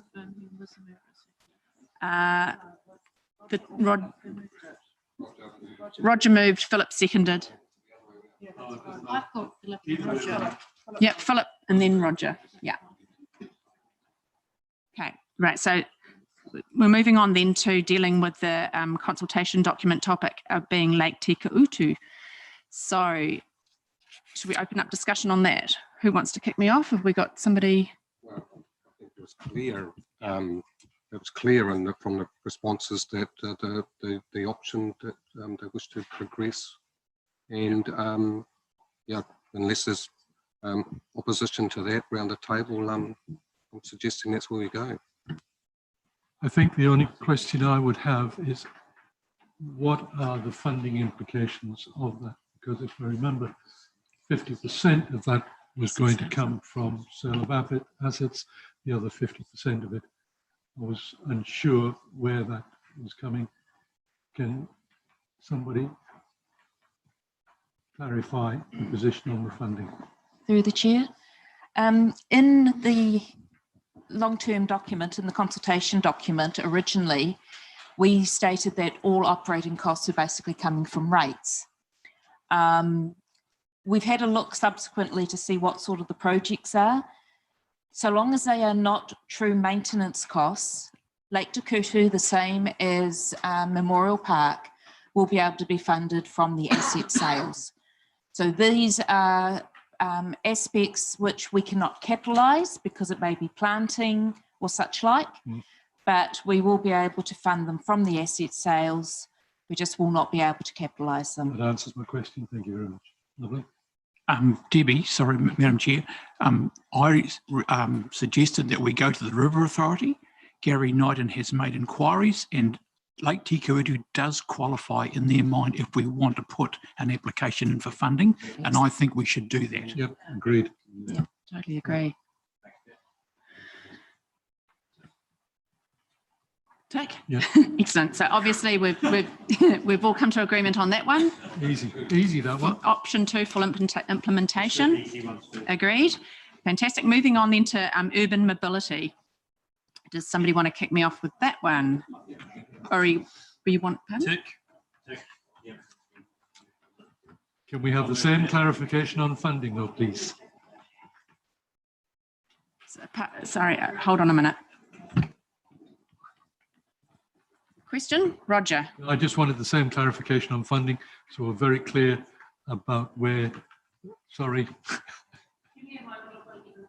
Thank you. While Debbie's gone, has anybody else got any questions or comments they wish to make on this? I mean, the support is sort of 60 to 30 odd.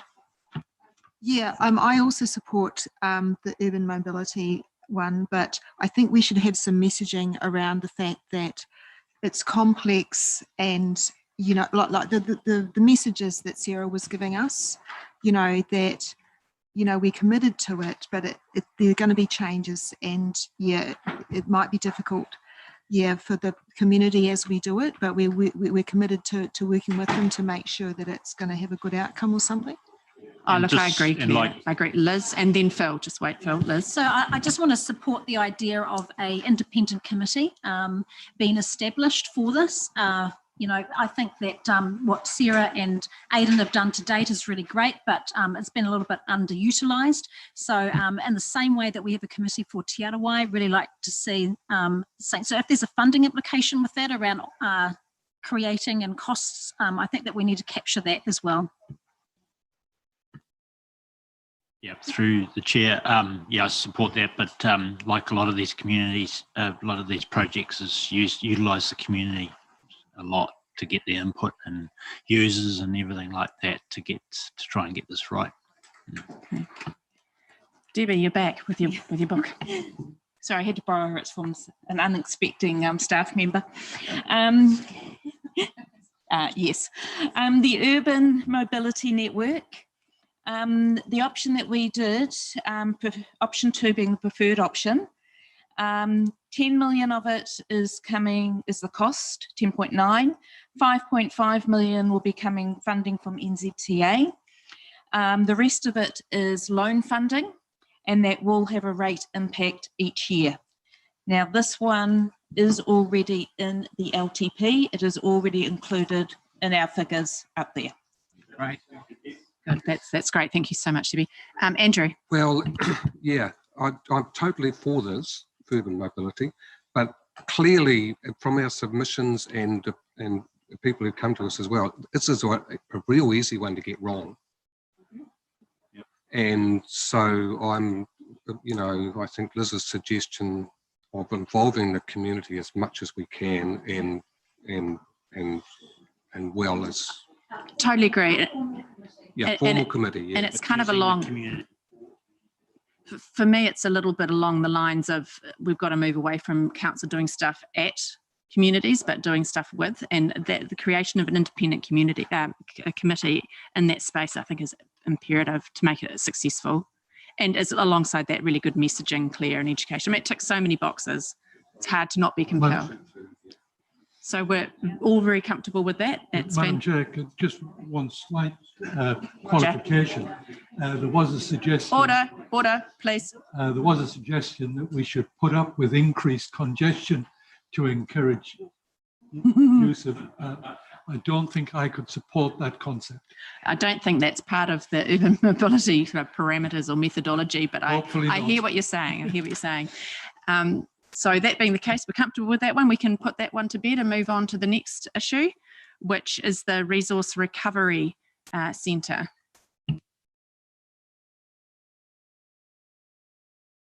Susan, yes, so on that, like I support it, but I was interested that there's discussion about the location of it, like there'd be one centre for the district and where it might go. Yeah. So, I mean, what's wrong with us supporting the option of doing that partnership with community organisation, but then working through the details? So we're not actually going to sort of say, yes, it will be here or there or whatever, but just leaving that open, but saying, yeah, we're going to be doing it. Yeah, look, my understanding is that that is what the position is. When there's no predetermined idea about where it's going to be. So I think what you've said is 100% right. So does anybody else have anything to add to that? I mean, the feedback was overwhelmingly in support of it, and certainly anecdotally the comments that crept up time and time again were really positive. So I think we'd be foolish to not go down this path.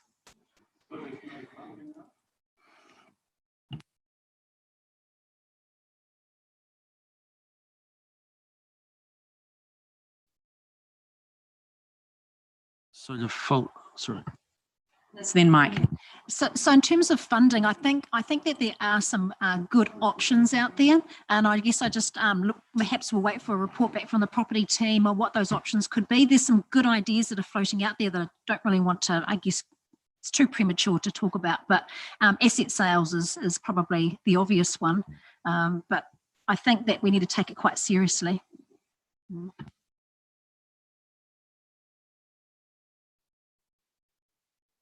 Mike? Question was around funding, but if there's something possible or in play, that's fine. Actually, sorry, just again, Roger, then Mike. Confirmation, there's no rates impact on any funding. From year 5 onwards. Yeah. Oh, you've got to get another book.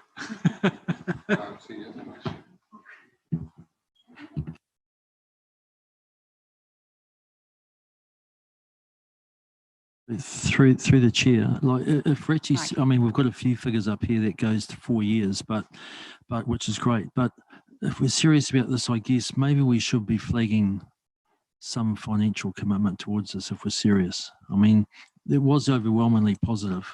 I'm not saying put moonbeams towards it, but to put nothing and just an intent. You know, I think we've all seen those go in and out.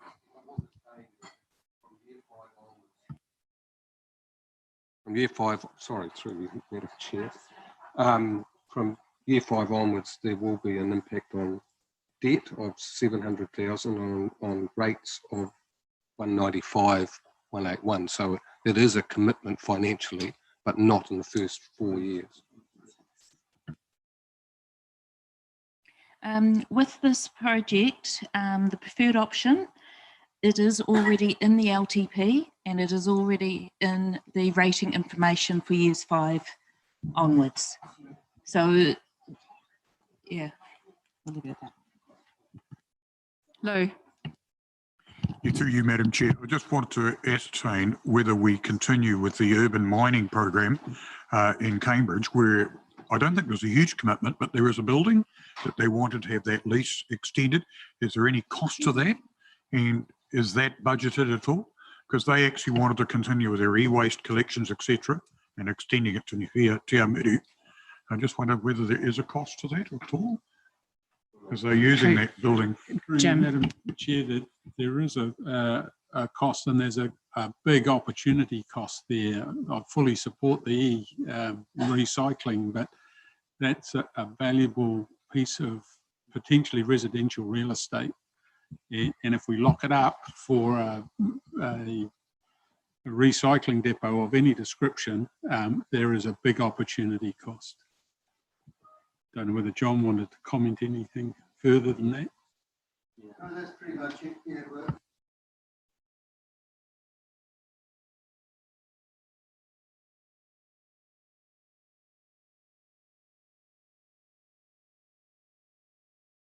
a site on the old house on Vogel Street, which we then demolished, and we put them in there on a temporary basis. And it was made clear that it is a temporary basis, they don't pay rent. So yeah, we'd want, that's part of the asset sale program.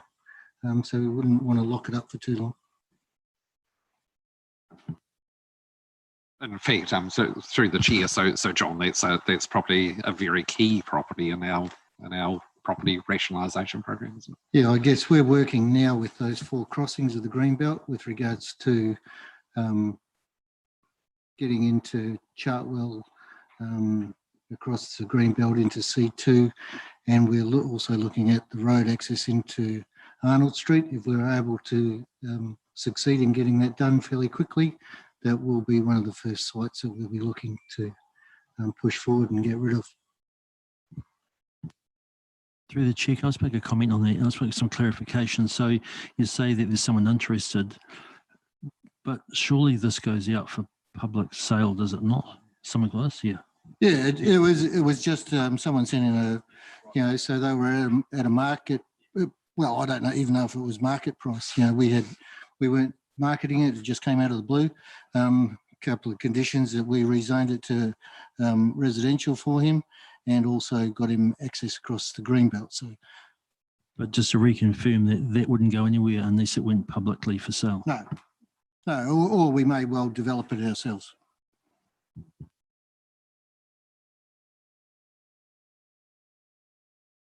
So we're comfortable with that one.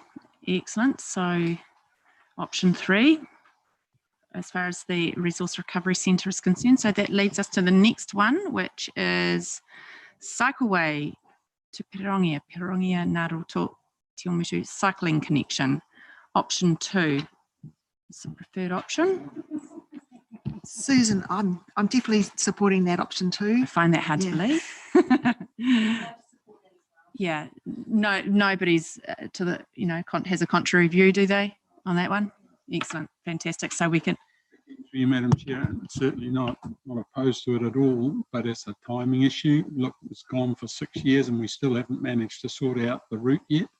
So we need to, I think, have some really clear indication of when that's likely to be finalised, when we're going to start spending, because where it kicks in the program is probably critical to other things that we've got to decide. So absolutely support it, and I sympathise with 6-year delay so far. But until we get those property owners signed up, we could well be another number of years before it's built. So we don't want to leave money sitting there not utilised. Yeah, fully understand. Andrew? Yeah, just on that, there's finally been some progress made on stage 1. Not enough progress that the works can start, but it's looking more optimistic. And my own feeling is that once you get a digger or 2 going, you'll get a bit of momentum happening. In terms of the second stage, that's more problematic, and we may well have to look at alternatives. But yeah, I totally support it as well, and I acknowledge Jim's comments. So unanimous support for that one. So we're comfortable with option 2. Yes, excellent. Then I'm picking them off in easy order of ease, really. The significance and engagement policy. Seemed to be a lack of real understanding about what that was about, quite clearly, in terms of the feedback we received. Claire? Yeah, I was pretty disappointed to see that so many said, I don't know what you're asking me. Someone suggested that we have on our website, just refresh me the details with a little button to push, and then you could access that information. Because I think it makes sense that we're changing the thresholds, you know, of the dollar amounts and the importance of our strategic assets and that. But obviously that message just never came through, and it's a bit disappointing.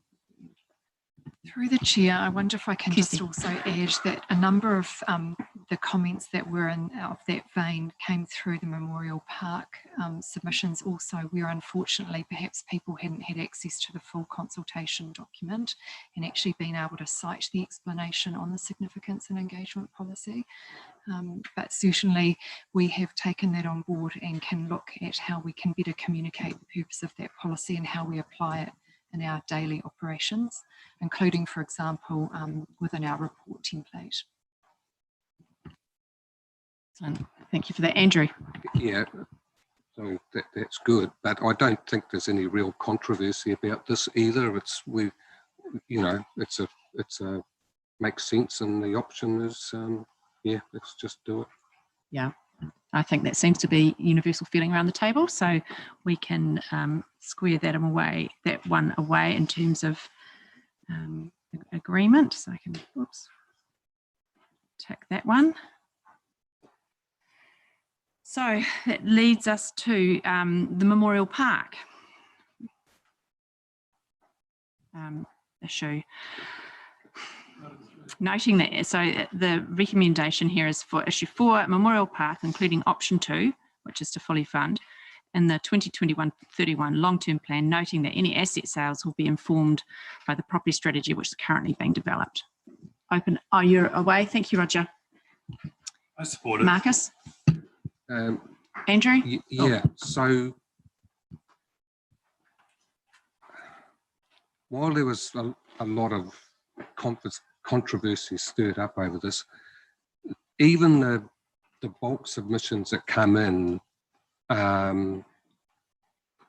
they all want the park to be maintained, and quite frankly, most of them want it to be improved as well, if that's, you know.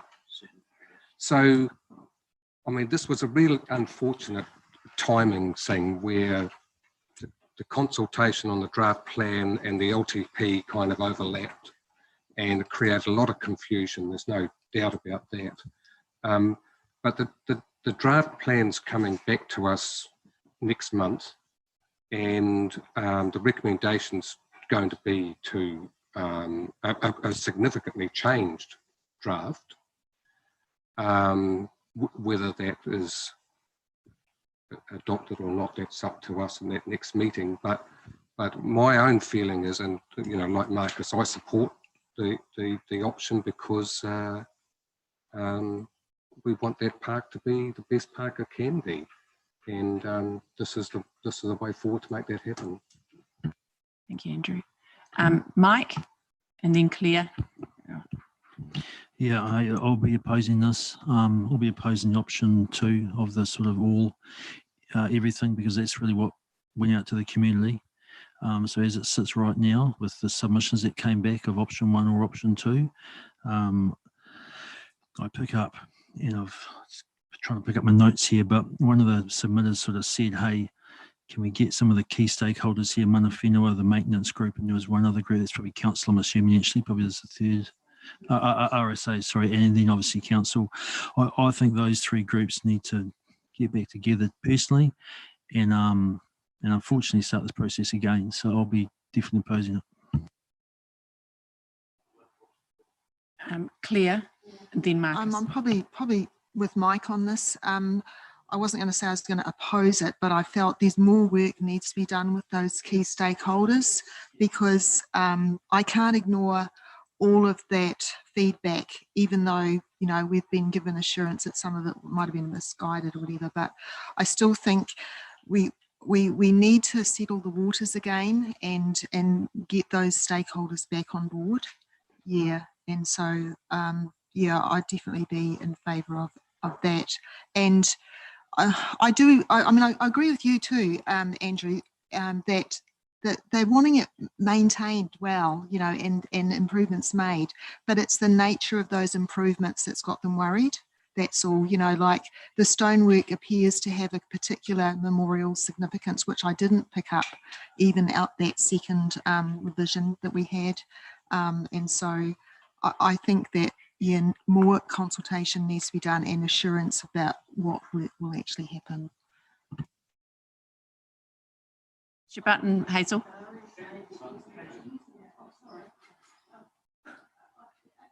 I agree, because I've just been talking to Lou and just saying, well, where are the RSA, that community on both sides of the stream want to work together, but I haven't heard that. I haven't heard that coming forward, and yet they're the ones that'll solve the problem and get on with it. So that's, I'm going to sort of a little bit, I think, oppose, I'm not sure, but I want to hear a bit clearer. Could I get some clarity whether the RSA are willing to work with the maintenance group and update on that situation? Can I just understand that you realise I've got a conflict? I totally understand, but I think it's relevant to the discussion raised. I attend and sit in their meetings as an observer. Oh, sorry. I did think it was talking. I do sit in their meetings as an observer only. The point I'm making is we work with Manawa Whenua. We have been meeting with a group of 4, and we sit and have considered most of the options that we've had there. So, and we've done that over a period of about the last 6 to 8 weeks, and had 3 meetings, I think, today with Bill Harris, Tom Roa, Kiwi Sarank, and Harold Maniaputo. So we've been considering all the options, and they are quite convinced that what we've got there remains there, and that they were quite happy to leave us with that. They were just concerned with the river and the banks, and they were concerned with their side of the river gets maintained. But So just to clarify, the RSA has a very positive working relationship with Mana Whenua. But my question, I suppose, is what about the War Memorial Maintenance Committee? Is there a working relationship there currently? We have actually asked, when the last few meetings, I don't know whether you've noticed, that the 2 people that were particularly aggressive were actually asked to step down from that committee, and we replaced them with Craig Smart and Murray Downs and Russell Easton. So I think, have got a better working relationship with people who are probably a little less aggressive. So Sharon and Robin have stepped aside. I just wanted that clarification. Miriata and then Marcus. Yeah, sure. I'm a little bit concerned if we're to go back to the drawing board again, because it's quite difficult to, starting to engage with iwi and Mana Whenua, and then getting to this point where they've fully supported, they even came to support it in person, and for us to go, oh, actually, no, because of our process of whatever miscommunication that's happened. So I'm in support of what the Mana Whenua have asked for, and we'll continue to do that. Thanks, Mariata. Marcus? And I'm certainly surprised about your comments, Claire, about going back, because going back means restarting the consultation and everything. And I think we've got to the stage now when we've got what we wanted. Most everybody was happy. We've done, we've got work with Mana Whenua, we've got their backing, and it's all ready to go. And that was still high-level concept. We're not drilling down to which flowers and trees are going to be cut down or planted and things. That's still a work-way thing. And it's not going to impact on rates because it's going to be funded by building sales. So it's not going to have an impact on the budgets. And I think with all the hard work that we've done, it would be really disappointing to have to go backwards and go back to the start. And also with the Memorial Park Maintenance Group, I put in brackets, they're not an official group. They're a group of people that have just come together, and they don't actually have any official standing, and they don't really, it's not recognised by council as such. It's just it's a group of people that have come together. Until it's actually got council's blessing and we have a plan with them, then I don't think they have much standing to themselves. And that's why I think the option 2 is to have to go back and reconcile. I mean, we've just destroyed, and how much money have we wasted coming up with a concept plan, which I think it's a great concept plan. Thanks, Marcus. Andrew? Some clarity from staff on this, if I could, because my feeling or understanding is that if we vote no on this, then it's dead in the water. It's what we've got is just what we've got now. The park is just going to be status quo where it is. it's not going to progress. You'd have to have a whole new course of action to get it going again. Can we just hear from Sally first, and then you can respond to Marcus? If I can, through the chair, 100% correct. So what was identified in the LTP consultation document was whether there was support for funding to actually spend on the park, or no support, which was the option 1. As has been touched on and is in the staff report, is that while a lot of people did select option 1 through the feedback and the submission process, that all of their comments were that they wanted to see the park tidied up or more maintenance. So I suppose that's where the staff recommendation comes from, is that the majority of feedback did actually highlight some of the key things that we're trying to address, or touch on different parts of the concept plan to be implemented. If I refer back to the submission that we did actually hear from the maintenance group, they did talk about a middle ground, and a lot of the middle ground is the information that we have highlighted in colour within the information that you have in front of you, which is this report. And so what we've highlighted in that report is that what was the feedback that people have actually touched base on that they want to see in the park. And we've also identified areas that we feel as staff are required. So while we have had feedback that the playground looks fine, we know that the age of the equipment is aging, that it will need to be replaced from a safety perspective. So we just can't leave that forever. So that's why we've included that. Another key point that has come out, which I think is one of the councillors' concerns, is around the stonework and is around removal of stonework. So in year 1, as one of the projects, we have identified a heritage management and maintenance plan, which will actually help us identify that. However, one of the key areas of, I suppose, contention is around the fernery. But the fernery is also linked to one of Mana Whenua's key priorities that they did come and talk to us about, and that is the connection with the pond, the water, the streams, and opening of the puna. So I think please do take on board, council staff, we have listened to all different aspects of the community, positive and negative along the way, but we are not going in there and doing what some of our community is that we're wiping a clean slate. The feedback of the concept plan that we brought back to this committee in April identified that we were maintaining the heritage items, that we're going to maintain the Peace Fountain. We did retain the lane, Mingahoi lane car access. So we have really listened to the community. I would be concerned if we did have to start this over again, because I think that the partnerships that we have built will be broken during that process. So I think we are in a good space. We have heard a lot from our community, but if we sit with option 1, which is an option of status quo, there will be no development in the park or no changes for the next 10 years.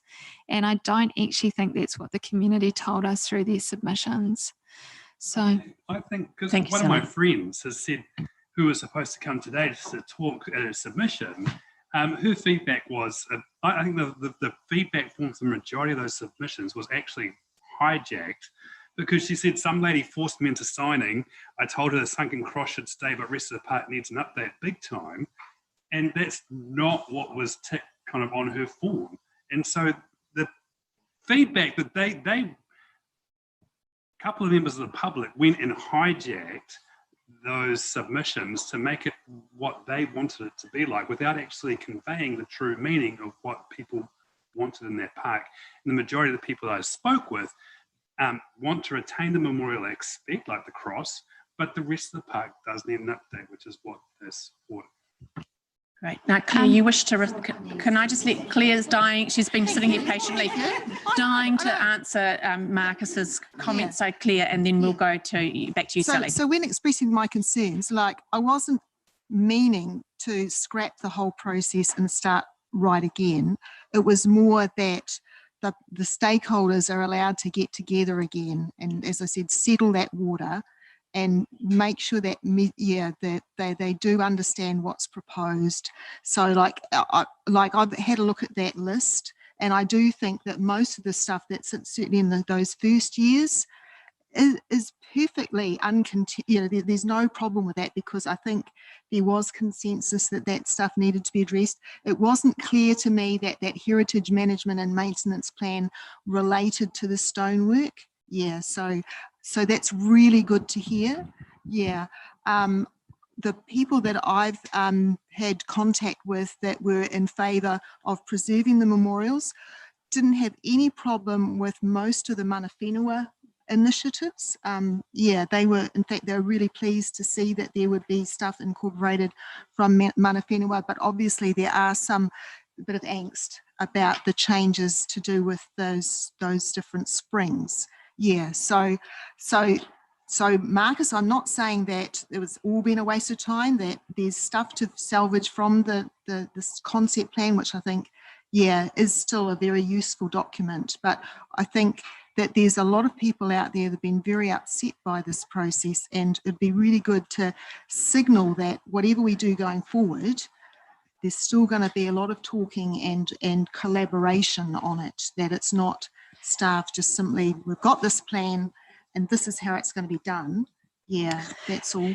Yeah. Claire, I think the whole issue that's on the table now is, are we going to fund it, whatever it looks like? And I guess the discussion that you're wanting to have continue would be unable to happen if there is no funding.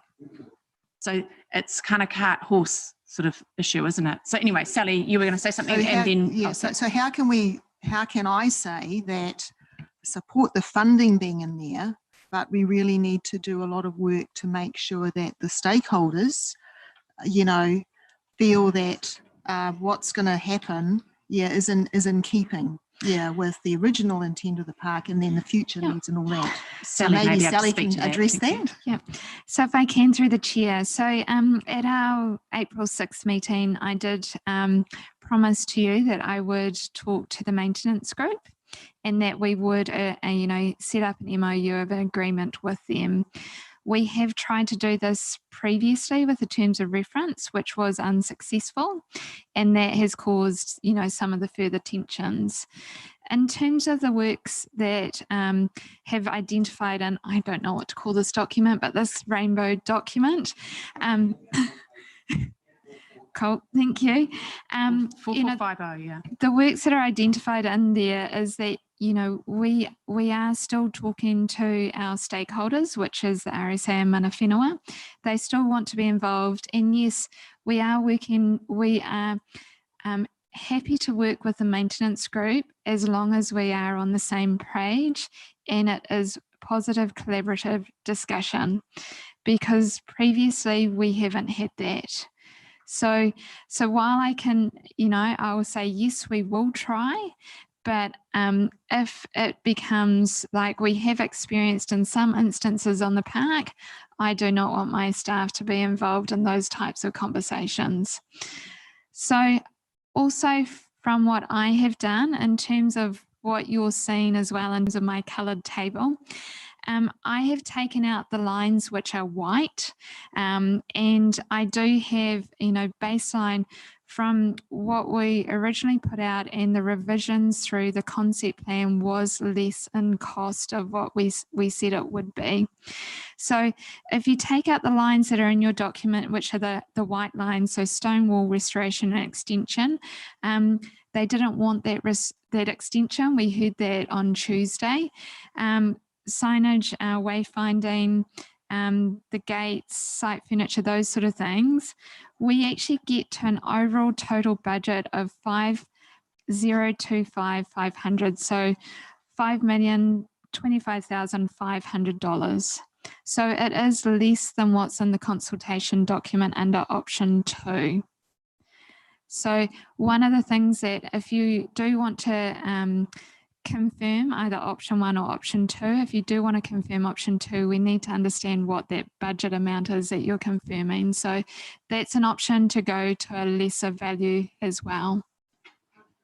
Thanks for Just on clarifying that, Claire. matter, yeah, well, something that came through quite strongly with some of the submissions was the need to have signage or interpretation panels about the features in the park. So if the signage wayfinding is going to go out, is there any other signage?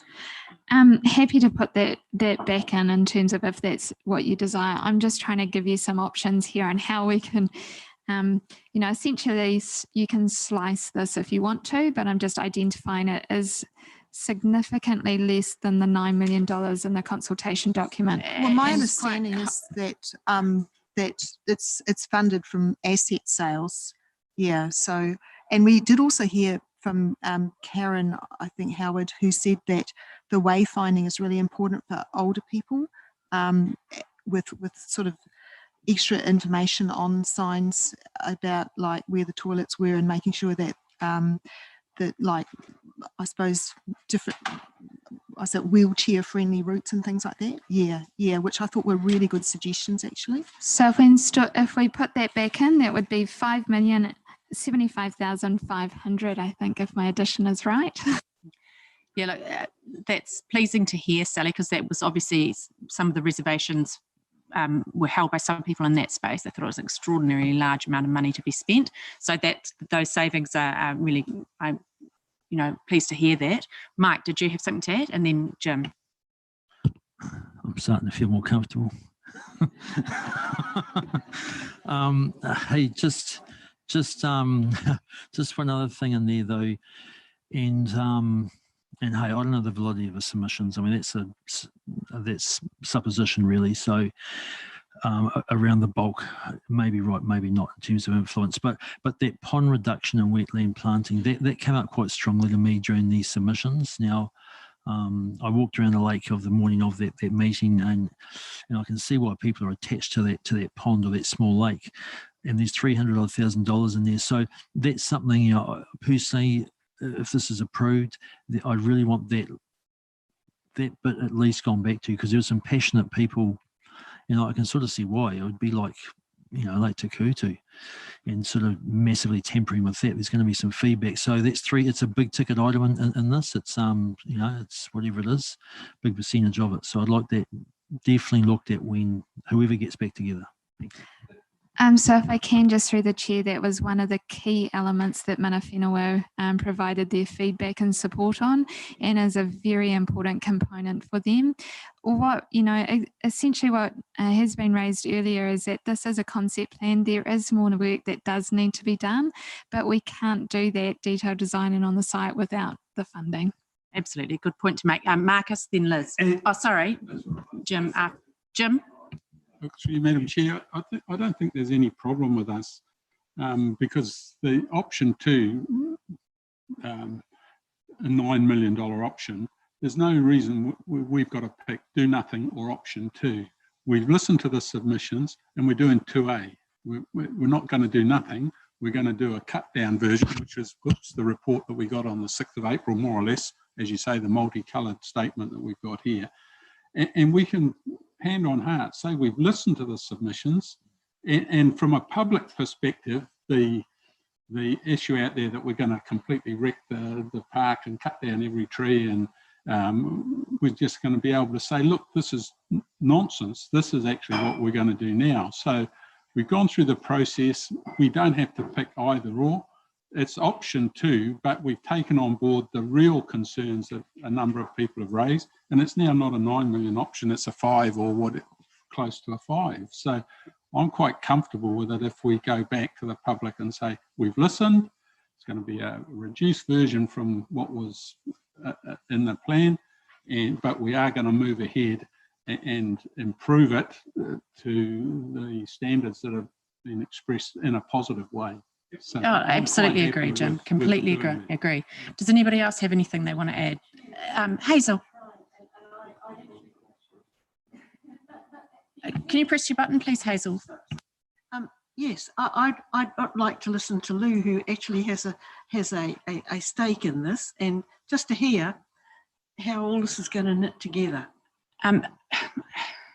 He can't actually, I'm afraid, Hazel. So the spring is actually probably not a spring. It's not a spring.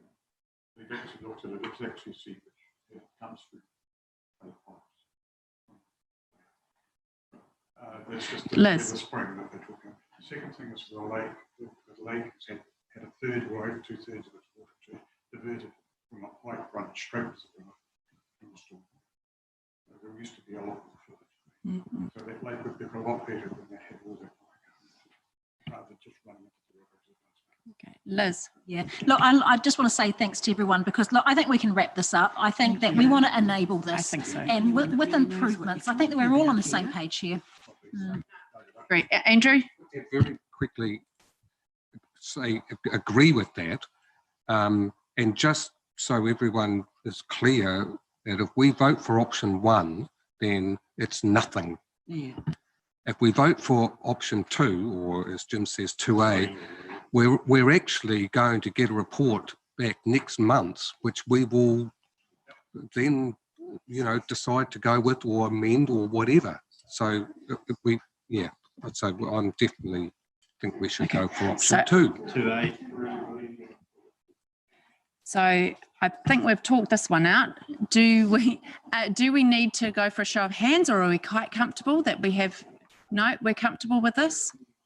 Yes, it looks like lots of nodding heads. So we're comfortable with option 2, which was the recommendation in the report. Yay, well done.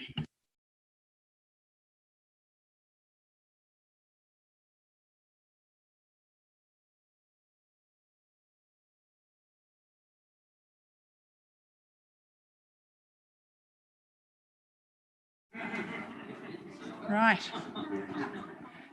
Moving on then to the next 2 items that, this blimmin' report disappeared on me, didn't it? Hold on a minute.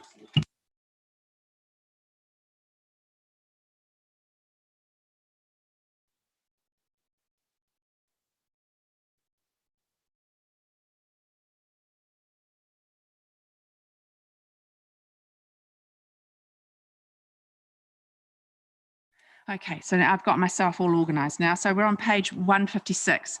The notion we're addressing now is not including funding or provision of a new library in Cambridge in the plan.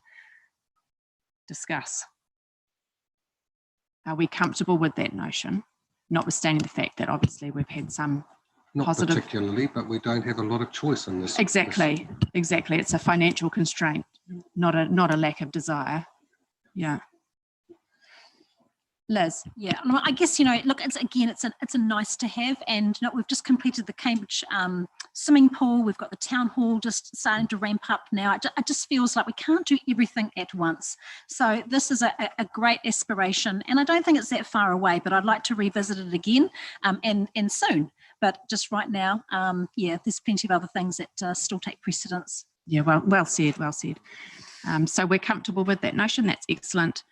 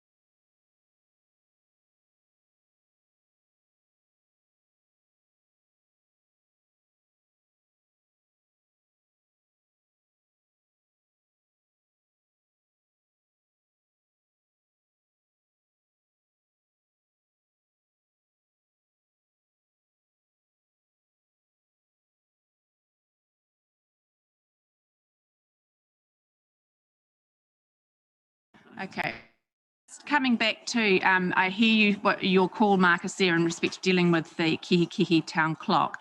I think it's probably best that we don't address that in this section, because it'll probably be best dealt with in the grant section that we're going to have to look at in terms of all of the funding sought from other organisations. Because I mean that there says to not include, to not fund it. So.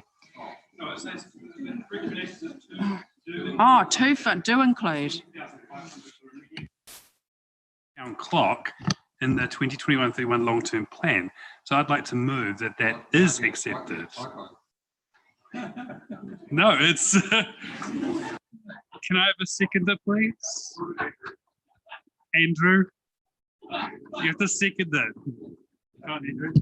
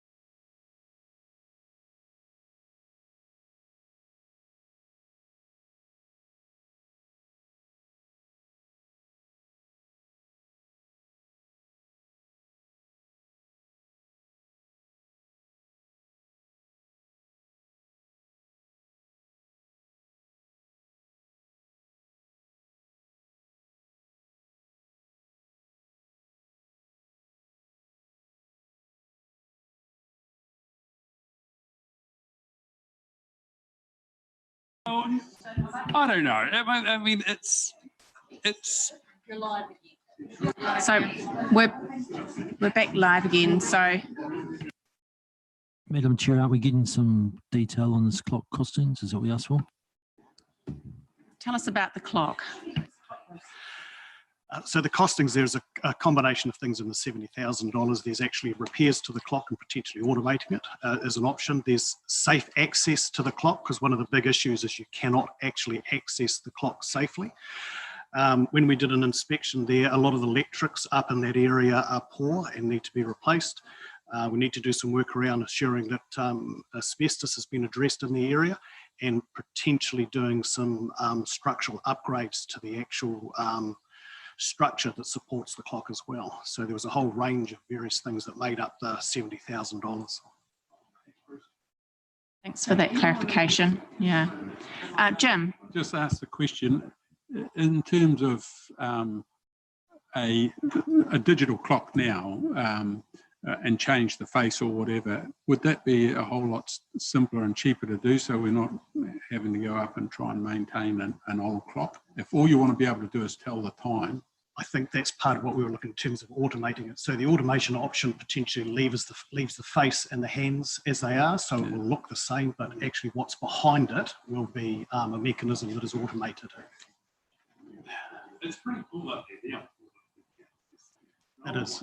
It's pretty grotty as well. And it has to fit in with the building. I mean, oh, shit.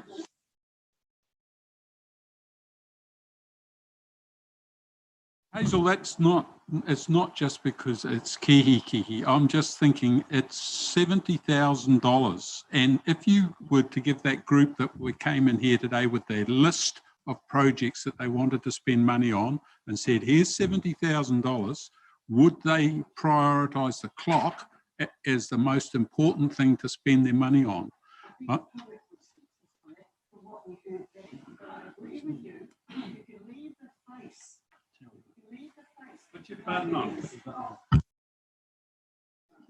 Leave the face looking, don't change that, because that's what you said, didn't you? that is part of what we would be looking at. Yeah, If we so- automate the clock, and was the automate intention it, was to leave. but don't change the front of it because it fits in with our historic. It fits in with the history of the town. So if you can do that, that's a very good answer. And it makes it look like we don't care about the town. I mean, I realise it's 70,000. Like, I mean, if you gave me the 70,000, no, I wouldn't spend it on the clock. I would probably do the skate park or somewhere else. The problem is, it's in the main street. It's looked like that for years. It doesn't fill us with spirit really in the village. It's like, well, our clock doesn't work, and it just makes every time everybody looks at it, every single day going down the main street and from all around the community, you can see that clock. The clock doesn't work. It's like, well, it needs to be fixed. I mean, the 70,000 could be used elsewhere, but the clock does need to be fixed and upgraded. And it sounds like you've come up with a good answer, and that fits in with. Oh, is it? 70,000, but it needs to be okay. action. We can't leave it looking like that. We can't leave it looking like that for another 3 to 10 years, because that's just ridiculous. It needs to be budgeted for, and the money could be spent elsewhere, but it has to be done. And Hazel moved it, as I second it. Oh, okay. I'll stand by that, Marcus. So show of hands. Oh, hold on a minute. I'm chairing this meeting, Marcus.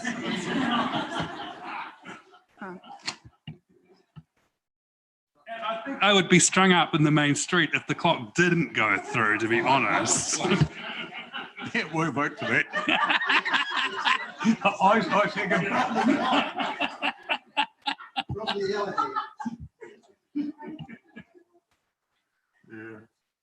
Yeah. And I'd be strung up beside you, Marcus. Oh, so wait, no, that ruined it. Hey, order.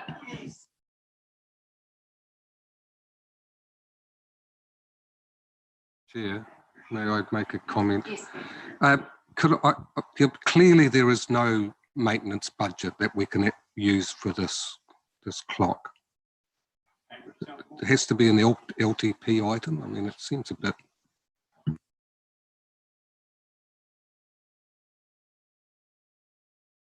We do have a range of projects in the LTP that we put up. So we put a program of projects up around identifying condition of buildings and facilities, around a database, around addressing deferred maintenance, and then around looking at preventative maintenance. So I think in the first 2 years, I think there's something like $750,000 to address deferred maintenance on buildings. It's not specifically allocated, but that could potentially be used. Okay, thanks for that. I mean, clearly, if it's used there, it's not going to be used somewhere else, and maintenance on our assets is critically important. So, okay, thanks. Lou? Look, I think that we can argue this for a while, but I actually tend to agree with what you're talking. This could be looked at as deferred maintenance. You were looking at the structure of it, doing the power in it. It's an elderly building. It's a council building, as I understand it. Is that correct? That's correct. No, as a council building, we could do this little bit of deferred maintenance. I have heard from Kihikihi residents on a number of occasions as well, but I know that this is going to stretch our budget, but if it doesn't come out of our actual OPEX, extra OPEX, I think that would be a great expenditure. Okay, so I'm hearing quite a few yeses around the table. Mike? Well, just to add on that conversation from Andrew, and Lou, is it possible to split this? Is it possible to sort of go 37,500 from here, and the other 37,500 we asked the staff to try and find it from that $700,000 budget?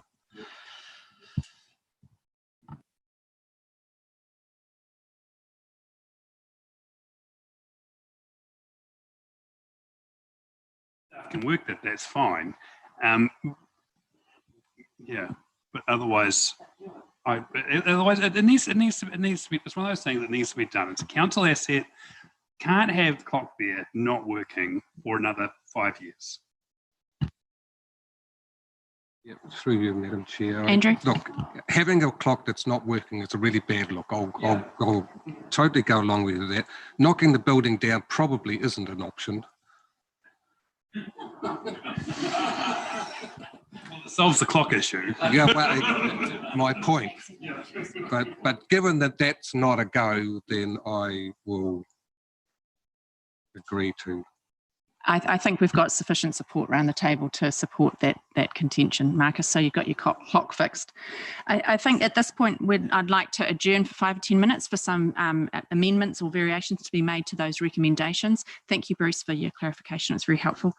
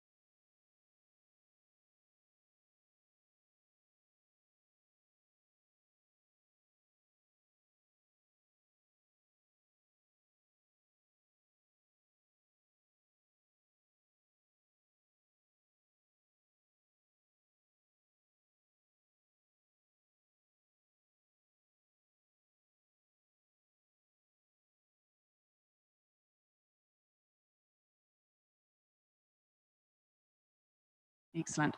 Okay, so we'll just come back again now to address those amended resolutions. Currently appear on page 156 of our agenda, but they're slightly changed or significantly changed according to the agreements or discussion we had prior to the adjournment. So you'll see them appearing on the screens. We've obviously removed the subject to any changes approved under recommendation, so it makes sense. Chucked in a word "some," so it reads, that's unchanged. The Cycleway issue is unchanged. Claire? One about the Pirongia Cycleway, it says investigate the feasibility of constructing the route to provide access for horse riders. I thought we decided that we wouldn't accommodate horse riders. Yeah, I think that was not on that route. So if we could remove that reference, that would be helpful. Yeah, that's right. Delete that bit.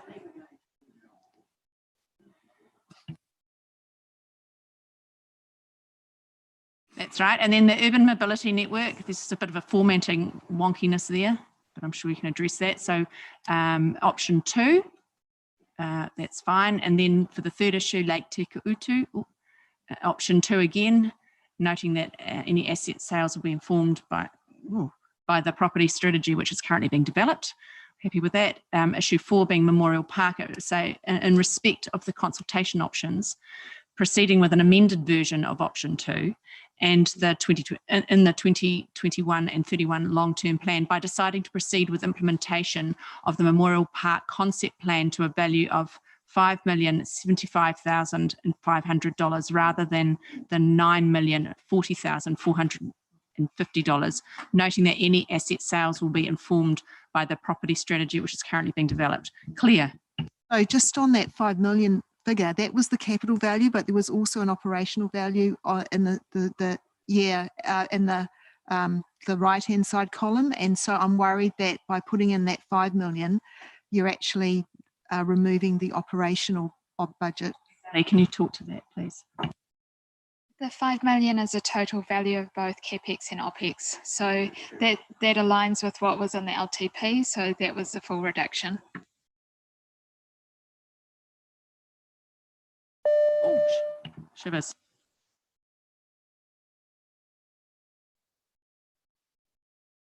Everybody's comfortable with that. That's good. Next one then, the Resource Recovery Centre and option 3. And then the next one was to include the revised significance and engagement policy in the 2021-31 long-term plan, and in doing so consider how we can better explain its application for future council projects and decision-making processes. Got 2 full stops there. And then in terms of the Cambridge Third Bridge non-provision, it now says if the review of the transport strategy identifies the need for a third river crossing in Cambridge, the work to identify and designate a route will proceed and will be funded with initial feasibility work funded from the Transport Operating Reserve, and any further designation requirements to be funded from loans or external funding. That captures the discussion and agreement, I believe. Excellent. So then moving on to the Cambridge Library decision, not to include, that remains unchanged, unfortunately.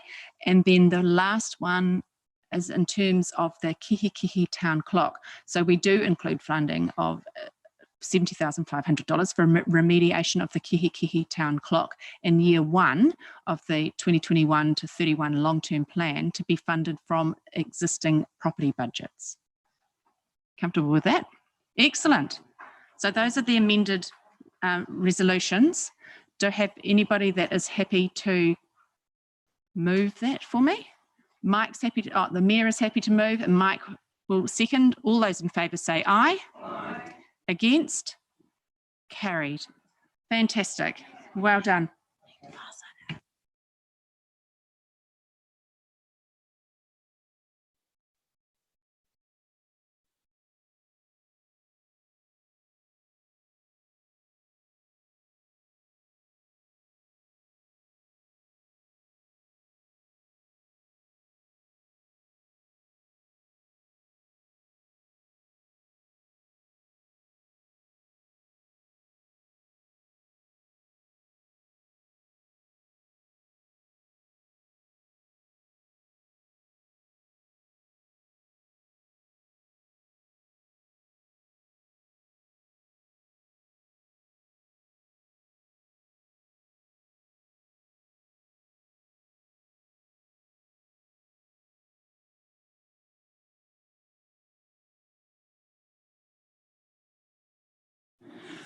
Okay, so just we need one final resolution to adjourn our deliberations until we take up again. And because we've been so effective in our time usage this afternoon, we've decided there'll be no need for tomorrow's meeting. And so we will adjourn until Wednesday at the conclusion of our council meeting.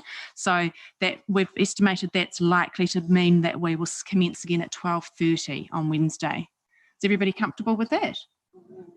On Wednesday. So we don't need to be here tomorrow. Wednesday at 12:30. Oh, Marcus, we can do it for you. So can I have somebody? I'm happy to move from the chair. Claire is happy to second. All those in favour say aye. Aye. Against? Carried. Fantastic. Hey, awesome work, people. Thank you very much. Thank you, staff, for putting up with us and for answering all of our crazy questions.